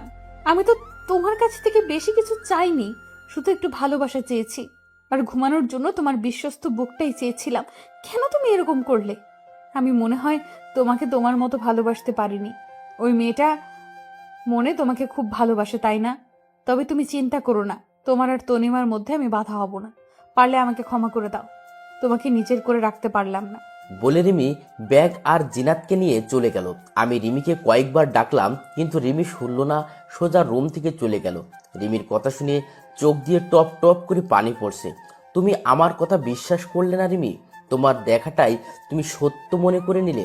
এর পিছনে আসল ঘটনাটা তুমি না জেনেই আমাকে ছেড়ে চলে গেলে। তুমি আমাকে বিশ্বাস করতে পারোনি। তোমার মেহেদি শুধু তোমাকেই ভালোবাসে, আর কাউকে না। হঠাৎ দেখি রিমি আবার রুমে আসলো। আমি রিমিকে দেখে মনে একটু শান্তি পেলাম। হয়তো রিমি তার ভুল বুঝতে পেরেছে। আমি চোখ মুছে রিমির দিকে তাকালাম। রিমি দৌড়িয়ে এসে আমাকে শক্ত করে জড়িয়ে ধরলো। আমিও রিমিকে জড়িয়ে ধরলাম। আমি জানতাম তুমি ফিরে আসবে, কারণ তোমাকে ছাড়া আমি থাকতে পারবো না, আর তুমিও পারবো না আমাকে ছেড়ে। হঠাৎ রিমি আমাকে এক ঝটকায় দূরে সরিয়ে দিল, আর কাছে সে আমার কপালে একটা চুমু দিয়ে আবার চলে গেল। আমি এক জায়গায় নীরব হয়ে দাঁড়িয়ে আছি। আমার হাঁটার কোনো শক্তি নেই। আমি বিছানার উপর বসে পড়লাম, আর কান্না যেন থামছে না, অনবরত চোখ দিয়ে পানি বের হয়ে যাচ্ছে। তারপর রুমে মা আসলো। তোর জন্য আমার মেয়েটা আজ বাড়ি থেকে চলে গেল। তোকে নিজের ছেলে ভাবতেও লজ্জা হচ্ছে। তুই কেমন করে পারলি এমন একটা কাজ করতে? রিমি তোকে কত ভালোবাসে, আর তুই বাইরের একটা মেয়ের সাথে। ছি ছি। মায়ের পা জড়িয়ে ধরে, মা তুমি বিশ্বাস করো, ওই মেয়ের সাথে আমার কোনো সম্পর্ক নেই। তোমরা আমাকে ভুল বুঝছো। আমি শুধু রিমিকেই ভালোবাসি। রিমিকে ছাড়া আমি থাকতে পারবো না মা। আমার জন্য রিমি আমাকে ভুল বুঝলো। আমাকে ক্ষমা করে দাও মা। তোকে বিশ্বাস করতেও আমার ভয় হচ্ছে। তুই যেদিন আমার মেয়েটাকে ফেরত নিয়ে আসবি, সেদিন আমি তোকে ক্ষমা করব, তার আগে না। তাই বলে মা রুম থেকে চলে গেল, আর আমি বসে বসে অযথরায় কান্না করছি। মা তুমিও আমাকে ভুল বুঝলে। আমি এই আপনজনের অবহেলা আর সইতে পারছি না। তারপর না খেয়েই ছাদে চলে আসলাম। আজ জ্যোৎস্নার রাত কত সুন্দরভাবে আলো ছড়িয়ে দিচ্ছে। শুধু আমার মনের ভিতর অন্ধকার হয়ে আছে, আর সেখানে ঘুরে বেড়াচ্ছে কারো ভুল বুঝে ছেড়ে যাওয়ার কষ্ট, আর কারো অবহেলা। সারা রাত চাঁদের দিকে তাকিয়ে রাতটুকু পার করে দিলাম, আর অনবরত চোখ দিয়ে পানি পড়ছে। খুব কষ্ট হচ্ছে। আমার মনে হচ্ছে এই জীবনটা যদি এখনই থেমে যেত, তাহলে আমাকে আর কষ্ট পেতে হতো না। এভাবে রিমির কথা ভাবতে সকাল হয়ে গেছে। এখনো ছাদে বসে আছি। আজ আর অফিস যাব না। কি হবে অফিসে গিয়ে? যার সুখের জন্য চাকরি করতাম, সেই যদি আজ না থাকে, তাহলে কি হবে অফিস গিয়ে? সারাদিন রুমে বসে কাটিয়ে দিলাম। কাল সকাল থেকে কিছু খাওয়া হয়নি, তাই বিকেলের সময় একটু নিচে গিয়ে দেখি মা বসে আছে। মা কিছু খেতে দাও, খুব ক্ষুধা হয়েছে। রান্না হয়নি আগে। তুই আমার মেয়েটাকে নিয়ে আসবি, তারপর তুই এই বাড়ির খাবার পাবি, তার আগে না। আমি আমার রুমে চলে আসলাম। খুব কষ্ট হচ্ছে মার কথা শুনে। অনেক শূন্য শূন্য লাগছে রিমিকে ছাড়া। রিমিকে ছাড়া আমার জীবন শূন্য। রিমিকে আমার কাছে ফিরে নিয়ে আসতেই হবে। আমি তখনই শার্ট প্যান্ট চেঞ্জ করে বাইরে বেরিয়ে আসল উদ্দেশ্যে রিমিদের বাড়িতে আগে কিছু খেয়ে নিতে হবে। তাই একটা রেস্টুরেন্টে গিয়ে কিছু খাবার খেয়ে চলে আসলাম বাস স্ট্যান্ডে। একটা টিকিট কাটলাম ঝিনাইদহ টু চাঁদপুর। কিছুক্ষণ পর বাস চলে আসলো। আমি বাসে উঠে বসে পড়লাম। বাস চলতে থাকলো, আর আমি রিমির কথা ভাবতে ভাবতে কখন যে ঘুমিয়ে পড়েছি নিজেই জানি না। হঠাৎ বাসের হেলপারের কথায় ঘুম ভেঙে গেল। চাঁদপুরে চলে এসেছি, আমার সেই পরিচিত শহর যেখানে রিমির ভালোবাসা পেয়েছিলাম। আমি হাঁটতে হাঁটতে রিমিদের বাসার সামনে চলে এসেছি। রিমিদের বাসায় কলিং বেল বাজলাম। কিছুক্ষণ পর রিমি মা দরজা খুলে দিল। বাবা মেহেদি, তুমি এখন এই সকালবেলা? তারপর আমি সালাম দিয়ে ভালো মতো জিজ্ঞাসা করলাম। রিমির মার সাথে কিছু কথা বলে আমি রিমির রুমে গিয়ে দেখি রিমি হাঁটু ভাঁজ করে মাথা নিচু করে বসে আছে। আমি রিমিকে ডাক দিলাম, রিমি মাথা তুললো। আমি রিমিকে দেখে রীতিমতো ভয় পেয়ে গেছি। রিমির চোখ লাল হয়ে আছে আর চোখ দুইটা ফুলে আছে, আর আমার ছোট রাজকন্যা বিছানায় ঘুমিয়ে আছে। তুমি এখানে কি করতে এসেছো? তোমার মতো একটা বিশ্বাসঘাতকের সাথে আমার কোনো সম্পর্ক নেই। কেন এসেছো তুমি এখানে? তোমাকে নিয়ে যেতে এসেছি রিমি, তুমি প্লিজ চলো আমার সাথে। তোমাকে ছাড়া আমার জীবনটা একদম শূন্য শূন্য লাগছে। কাল সারা রাত ঘুমাইনি, তুমি পাশে ছিলে না তাই। কাল সারাদিন কোনো খাবার খাইনি, শুধু তুমি পাশে নাই। প্লিজ চলো আমার সাথে। তোমাকে ছাড়া জীবনটা কেমন অসম্পূর্ণ লাগছে। আজ সারাদিন তোমার কথা ভেবেছি, তুমি কখন ফিরে আসবে আমার কাছে। প্লিজ তুমি চলো আমার সাথে। আমি তোমার কোনো কথা শুনতে চাই না, তোমার কোনো কথা বিশ্বাস করি না। কেন? তোমার তো খুশি হওয়ার কথা। তোমার আর ওই মেয়েটার মধ্যে কোনো রিমি নামে কেউ বাধা নেই। আর তুমি কেন এসেছো এখানে? তুমি এখনই চলে যাবে এ বাড়ি থেকে। আমি রিমির হাত ধরে বললাম, প্লিজ রিমি, তুমি একবার চলো আমার সাথে। আমাকে তুমি একবার বিশ্বাস করো, তোমাকে ছাড়া আমি থাকতে পারবো না। তোকে কতবার বলবো তোর মতো একটা বিশ্বাসঘাতকের সাথে আমার কোনো সম্পর্ক নেই। তুই স্বামী নামে কলঙ্ক, তোর স্বামী হওয়ার কোনো যোগ্যতা নেই। তুই আর কোনোদিন আমার সামনে আসবি না। আর যদি কোনোদিন তোর ওই নোংরা চেহারা আমাকে দেখাবি না। যদি আবার আমার সামনে আসিস তাহলে আমার আর আমার মেয়ের মরা মুখ দেখবি। আমার বিশ্বাস হচ্ছে না রিমি আমাকে চড় মারলো। আমার চোখ দিয়ে অযোধ্যায় পানি বের হচ্ছে। আমি এককভাবে এক জায়গায় দাঁড়িয়ে আছি, কোনো কথা বের হচ্ছে না। খুব কষ্ট হচ্ছে। রিমি তার সামনে আসতে মানা করছে বলে। ঠিক আছে, আর কোনোদিন তোমার সামনে আসবো না। আমার এই নোংরা চেহারা তোমাকে দেখাবো না। তবে হ্যাঁ, তুমি যা দেখেছো শুনেছো সবটাই ভুল ছিল, সবটাই মিথ্যা ছিল। তোমাকে আমি এখনো ভালোবাসি, আর এর পরেও একইভাবে ভালোবাসবো। তুমি যখন তোমার ভুল বুঝবে তখন আমার কাছে ফিরে আসতে পারো। যদি বেঁচে থাকি তাহলে অবশ্যই তোমাকে কাছে টেনে নেব, অপমান করে ফিরিয়ে দেব না। তাই বলে আমি আমার ছোট পরিটার দিকে এগিয়ে গেলাম একটু কপালে চুমু দেব বলে। তখন রিমি বলল, তোর এই নোংরা শরীরে আমার মেয়েকে টাচ করবি না। যদি করিস তাহলে আমি আমার মেয়েকে নিজের হাতে খুন করব। আমি রিমির কথা শুনে সাথে সাথে দাঁড়িয়ে পড়লাম আর আমার মেয়েটাকে দেখে রুম থেকে বেরিয়ে পড়লাম। রিমির কথা শুনে প্রচণ্ড কষ্ট হচ্ছে, মনে হচ্ছে কোনো বড় পাথর আমার বুকের ওপরে রেখে দিয়েছে। রিমিদের বাড়ি থেকে বেরিয়ে আনমনে রাস্তা দিয়ে হাঁটছে আর চোখ দিয়ে টপ টপ করে পানি পড়ছে। আমি আবার বাস স্টেশনে চলে আসলাম আর একটা টিকিট কেটে ঝিনাইদহের উদ্দেশ্যে চলে আসলাম। বাড়ি যেতে খুব কষ্ট হচ্ছে, কারণ রিমির সব স্মৃতি রয়েছে এ বাড়িতে। আর মাকে কি জবাব দিব যে তার বৌমাকে ফিরিয়ে নিয়ে আনতে পারিনি। বাড়ি এসে কলিং বেল বাজলাম। কিছুক্ষণ পর মা এসে দরজা খুলে দিল। মা আমার পিছন থেকে তাকিয়ে দেখলো রিমি নেই। তাই মা কোনো কথা না বলে রাগ করে চলে গেল। আমিও আর কিছু বললাম না, নিজের রুমে গিয়ে সারাদিন বসে থাকলাম। কিন্তু মা একটা বারও খোঁজ নিতে এলো না। আমিও আর কষ্ট সহ্য করতে পারছি না। রিমির স্মৃতিগুলো আমাকে সব সময় কাজে দিচ্ছে। তাই আমি ডিসিশন নিলাম আমি আর এদেশে থাকবো না। সেখানে রিমি আমাকে ভুল বুঝে চলে গেল। আর বাড়িতে যতদিন রিমিকে ফিরিয়ে না আনবো ততদিন না আমার সাথে কথা বলবে না। তাই সবাইকে রেখে বিদেশ চলে যাব। তাহলে আমার এই নোংরা চেহারা রিমিকে আর দেখতে হবে না। আর মা আমার সাথে কথা বলবে না, সেই কষ্টটা ভুলে থাকার জন্য আমাকে বিদেশ চলে যেতে হবে। আমি পরের দিন বিদেশ যাওয়ায় কাগজপত্র জমা দিলাম। 2-1 দিন পর পাসপোর্ট চলে আসবে। আজ চলে যাচ্ছি সব মায়া ত্যাগ করে। আর হয়তো রিমির সাথে দেখা হবে না, আর আমার মেয়েটা আমার বদলে অন্য কারো পরিচয় হবে। আমি মার কাছ থেকে বিদায় নিয়ে চলে আসলাম। চলে আসার সময় মা কিছু বলল না, অন্যদিকে মুখ করে বসে আছে। আমি আর কিছু না বলে চলে আসলাম। এখন এয়ারপোর্টে বসে আছি। হঠাৎ দেখি তনিমা বসে আছে একটা চেয়ারে। আমি সাথে সাথে তনিমার কাছে চলে আসলাম। তনিমা আমাকে দেখে অনেক অবাক হলো। তনিমা, তুমি আমার সাথে এমন কেন করলে? কি পেলে আমার আর রিমির সুখের সংসারটা ভেঙে? তোমার কারণে রিমি আমাকে ছেড়ে চলে গেছে। আমার মা আমার সাথে কথা বলা বন্ধ করে দিয়েছে। মেহেদি, তুমি আমাকে প্লিজ ক্ষমা করে দাও। আমি জানতাম না রাকিব আমাকে দিয়ে এমন কাজ করাচ্ছে। আমি শুনতেই জানতাম না রাকিবের এমন প্ল্যান রয়েছে। তাহলে এইসব রাকিবের কাজ? আমি এখনই গিয়ে রিমির ভুল ধারণা সব মুছে দেব, আর সাথে তুমিও যাবে। হঠাৎ করে রিমির বলা কথাগুলো সব মনে পড়ে গেল। রিমি বলেছিল আমি যদি তার সামনে যাই তাহলে তার মরা দেখতে হবে। আমি চাই না আমার জন্য রিমি আর আমার মেয়ের কোনো ক্ষতি হোক। কি হলো, দাঁড়িয়ে গেলে কেন? চলো। তারপর আমি রিমির সাথে ঘটে যাওয়া সব কথা তনিমাকে বললাম আর ওখান থেকে চলে আসলাম। ফ্লাইট এখনই টেক আপ করবে। কিন্তু আমি রিমির ভুল ভাঙাবো, তোমার কাছে রিমিকে ফিরিয়ে আনবো। তখন অনেক দেরি হয়ে যাবে, আর আমি মনে হয় কখনো এদেশে নাও আসতে পারি। এই বলে আমি চলে আসলাম আর বিমানে উঠে পড়লাম। আমি ফ্লাইটে উঠে রিমির কথা ভাবছি যে রিমি আমাকে কেমন করে ভুল বুঝতে পারলো। সে তো বলেছিল যে আমাকে ছাড়া কোনোদিন সে থাকতে পারবে না, তাহলে কেন আমাকে ছাড়া সে রয়েছে? রিমি আমাকে কোনোদিন রাগীভাবে কথা বলেনি, কিন্তু সে আমাকে চর পর্যন্ত মারলো। খুব কষ্ট হয় রিমির অবহেলা মনে পড়লে। আমার ছোট পরীটা আমাকে আর চিনতে পারবে না, হয়তো অন্য কারো পরিচয় বড় হবে। রিমি হয়তো আমাকে ছেড়ে অন্য কাউকে বিয়ে করে তার সাথে সুখের সংসার করবে। আমি রিমির কথা ভাবতে ভাবতে ফ্লাইট ল্যান্ড হয়ে গেছে। আমি এখন সিঙ্গাপুর আসছি। কেউ জানে না আমি কোন দেশে এসেছি। হয়তো কেউ আমার কথা মনে রাখবে না, সবার অবহেলার কারণ আমাকে সবাই ভুলে যাবে। আমি সিঙ্গাপুরে একটা জব করছি। এখন রিমির কথা খুব বেশি করে মনে পড়ে, আর রাতের বেলা রিমির কথা ভেবে রাতে ঘুম হয় না। রিমি সবসময় আমার বুকে মাথা রেখে ঘুমায়, আর এখন ঘুমাতে গেলে রিমির কথা মনে হয়। এভাবে সিঙ্গাপুরে আমার 5টি বছর কেটে গেল। এই 5 বছরে এমন কোনো দিন নেই যে রিমির জন্য আমার চোখের পানি পড়েনি। এখনো রিমিকে আমি ভুলতে পারিনি। আর আমার ছোট পরীটা মনে হয় এখন অনেক বড় হয়ে গেছে। এখন হয়তো আমাকে আর চিনে না, বা আমার কোনো অস্তিত্ব নেই। আমি এই কয়টা বছরে দেশের কারোর সাথে যোগাযোগ করিনি, এমনকি আমার মা বাবার সাথেও না।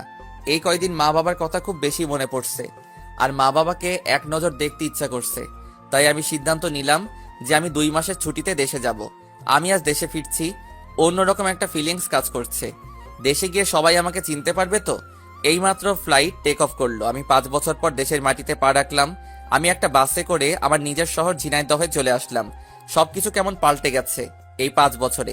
তারপর আমার বাসার সামনে চলে আসলাম, কলিং বেল চাপলাম। কিছুক্ষণ পর দরজা খুলে একটা ছোট মেয়ে দরজা খুলে দিল। আমি একভাবে মেয়েটির দিকে তাকিয়ে আছি।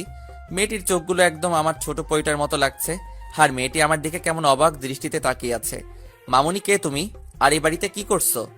আমার নাম চিনাত, আর এটা আমার দাদুর বাড়ি। তুমি আমার আব্বু, তাই না? তোমাকে আমি ছবিতে দেখেছি। তোমার ছবি আমার মা বুকে নিয়ে প্রতি রাতে কান্না করে। আম্মুর কান্না দেখে আমারও খুব কান্না আসে। আমি মেয়েটির মুখে জিনাত নাম শুনে আমার বুকটা কেমন চিনচিন ব্যথা হয়ে উঠল। আমার মনটা খুশিতে ভরে গেল। আমার মেয়েকে আমি ফিরে পেয়েছি।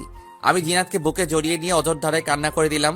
আব্বু, তুমি আমাকে রেখে আর কোনোদিন যাবে না তো? তোমার সাথে খুব কথা বলতে ইচ্ছে করে, তোমার সাথে ঘুরতে ইচ্ছে করে।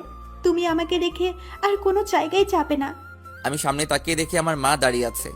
আমি জিনাতকে ছাড়িয়ে আম্মুর কাছে গেলাম, আর আম্মুকে জড়িয়ে ধরে হাউমাউ করে কান্না শুরু করে দিলাম। কোথায় ছিলি বাবা? তুই আমাদের উপর রাগ করে চলে গেলি, আর আজ ফিরে আসলি। তোর কি এই মাটার কথা মনে পড়ে না? মনে পড়ে মা, সব সময় তোমাদের কথা মনে পড়ে, কিন্তু কি করব বলো, মা আসার সময় হয়নি। মা, এটা আমার সেই ছোট পরীটা। তোর মেয়ে আর আমার দাদু ভাই। মা, রিমি কেমন আছে? আর রিমি কোথায় মা? তুই চলে যাবার পরের দিন রিমি এখানে এসে তোকে না পেয়ে মেয়েটা খুব কান্না করেছে। রিমি উপরের রুমে আছে। যা নিজের রুমে যা, ফ্রেশ হয়ে নিয়ে খাবার খেতে আয়। আমি জিনাতের কপালে একটা চুমু খেয়ে আমি সেই পুরনো রুমে চলে আসলাম, যেখানে আমার আর রিমির সুখের দিনগুলো কাটিয়েছিলাম। আমি আস্তে আস্তে রুমে ঢুকে দেখি রিমি আলমারিতে কাপড় গুছিয়ে রাখছে। আমার রুমে আসার হালকা শব্দ শুনে পিছনে ঘুরলো। রিমি আমাকে দেখে কেন এক দৃষ্টিতে তাকিয়ে আছে। আমি রিমির দিকে তাকিয়ে রীতিমতো ভয় পেয়ে গেলাম। রিমি আগের থেকে অনেক শুকিয়ে গেছে, আর চোখ দুটো ভিতরে ঢুকে গেছে। খুব কষ্ট হলো রিমিকে দেখে। এবার রিমির চোখ টলমল হতে শুরু করলো। রিমির চোখ দিয়ে অঝোর ধারায় পানি পড়তে লাগলো। আমি রিমিকে দেখে আবার রুম থেকে বাইরে চলে আসতে যাব, তখন রিমি দৌড়িয়ে এসে আমার পা দুটো জড়িয়ে ধরে কান্না করতে লাগলো। মেহেদি, তুমি আমাকে মাফ করে দাও। আমি তোমাকে ভুল বুঝে তোমাকে অনেক কষ্ট দিয়েছি। তোমাকে ছাড়া আমি প্রতিটা রাত নির্ঘুম কেটেছে। তোমার বুকে মাথা না দিলে আমার ঘুম হতো না, তাই প্রতিটা রাতে আমার চোখের পানি দিয়ে বালিশ ভেজাতাম। আমি রিমিকে তুলে বললাম, তুমি তো বলেছিলে কোনোদিন যেন তোমার সামনে না আসি। আমি তো একটা বিশ্বাসঘাতক, আমার চেহারাটা নোংরা, আর তুমি আমার মতো একটা নোংরা ছেলের পা ধরেছ। আমি তো নোংরা, আমার পা ধরলে তোমার শরীরও নোংরা হয়ে যাবে, তাই আমাকে ছেড়ে দাও। রিমি এবার কোনো কথা বলছে না, চুপ করে মাথা নিচু করে দাঁড়িয়ে আছে, আর চোখ দিয়ে টপ টপ করে পানি পড়তে থাকলো। আমি ব্যাগটা রেখে ফ্রেশ হতে চলে গেলাম। আমি ফ্রেশ হয়ে এসে দেখি রিমি সেই একই জায়গায় মাথা নিচু করে দাঁড়িয়ে আছে। আমি কোনো কথা না বলে নিচে চলে আসলাম খাবার খেতে। আমি, মা আর জিনাত খেতে বসলাম। জিনাতকে আমার পাশে বসিয়ে দিলাম। আমি খাচ্ছি আর জিনাতকে খাইয়ে দিচ্ছি। রিমি আসলো আর আমি খাবার টেবিল থেকে উঠে পড়লাম। তারপর আমি রুমে এসে শুয়ে আছি। তখন জিনাত আসলো। জিনাত আমার পাশে শুয়ে পড়লো আমাকে জড়িয়ে ধরে। কিছুক্ষণ পর রিমি এসে আমার পাশে শুতে গেল, আর তখনই আমি সরে গিয়ে জিনাতকে মাঝখানে রাখলাম। রিমি আমার দিকে কেমন মলিন দৃষ্টিতে তাকিয়ে রইল, মনে হচ্ছে এখনই চোখ দিয়ে টপ টপ করে পানি পড়বে। তারপর আমরা ঘুমিয়ে পড়লাম। সকালে উঠে দেখি রিমি বিছানায় নেই। আমি ফ্রেশ হয়ে নাস্তা করে বাইরে ঘুরতে বের হলাম, উদ্দেশ্য রাজুর বাড়ি। আমি রাজুর বাসায় গিয়ে রাজুর সাথে দেখা করলাম। রাজু আবার বিয়ে করেছে। আমরা সারাদিন আড্ডা দিয়ে বাড়ি চলে আসলাম। আমি বাড়ি আসার সাথে সাথে আমার ছোট পরিটা আমাকে জড়িয়ে ধরলো। আমি রিমির সাথে একটা কথাও বলিনি। অবশ্য কয়েকবার রিমি আমার সাথে কথা বলার চেষ্টা করেছে, আমি এড়িয়ে গেছি। রাতে ঘুমানোর আগে একটু ছাদে আসলাম। কিছুক্ষণ পর রিমি আসলো আর আমাকে পিছন থেকে জড়িয়ে ধরলো। আমি ছাড়িয়ে নেওয়ার সাথেই আবার সামনে থেকে জড়িয়ে ধরলো। প্লিজ তুমি আমাকে মাফ করে দাও, তোমাকে ছাড়া আমার খুব কষ্ট হয়। কাল তুমি যখন আমার পাশে না ঘুমিয়ে অন্য পাশে ঘুমালে, তখন মনে হলো আমার জীবনটা কেউ ছিনিয়ে নিয়েছে। প্লিজ আমাকে ক্ষমা করে দাও। রিমি আমাকে শক্ত করে জড়িয়ে ধরে কান্না করে বলল। আমিও আর নিজেকে শক্ত করে রাখতে পারলাম না, আমিও রিমিকে জড়িয়ে ধরলাম। রিমি এবার হাওয়াও করে কান্না শুরু করে দিল। আমিও তো তোমাকে অনেক ভালোবাসি। তোমাকে বোঝানোর জন্য তোমার সাথে এমন নাটক করলাম। তোমাকে কষ্ট দিয়ে আমিও খুব কষ্ট পেয়েছি। তোমার চোখের পানি যে আমার সহ্য হয় না। আপনজন যখন অবহেলা করে তখন কি পরিমাণ কষ্ট হয়, তাই তোমাকে বোঝানোর জন্য তোমার সাথে এমন করলাম। তারপর রিমির কপালে একটা চুমু দিয়ে নিচে আসতে যাব, তখন রিমি বলল আমাকে কোলে করে নিয়ে যেতে হবে। আমি কিছু না বলে রিমিকে কোলে তুলে নিলাম, আর রিমি আমার গলা জড়িয়ে ধরে রাখলো। তারপর রুমে এসে বিছানায় শুয়ে পড়লাম। তখন জিনাত এসে বলল, আব্বু, তুমি আমাকে রেখে শুয়ে পড়লে? তোমার সাথে আর কথা নেই। মামনি তোমাকে রেখে আমি কখনো ঘুমাতে পারি? আসো মামনি। তাই বলে জিনাত আমাকে জড়িয়ে ধরে শুয়ে পড়ল। এবার আমি রিমির দিকে তাকিয়ে দেখি রিমি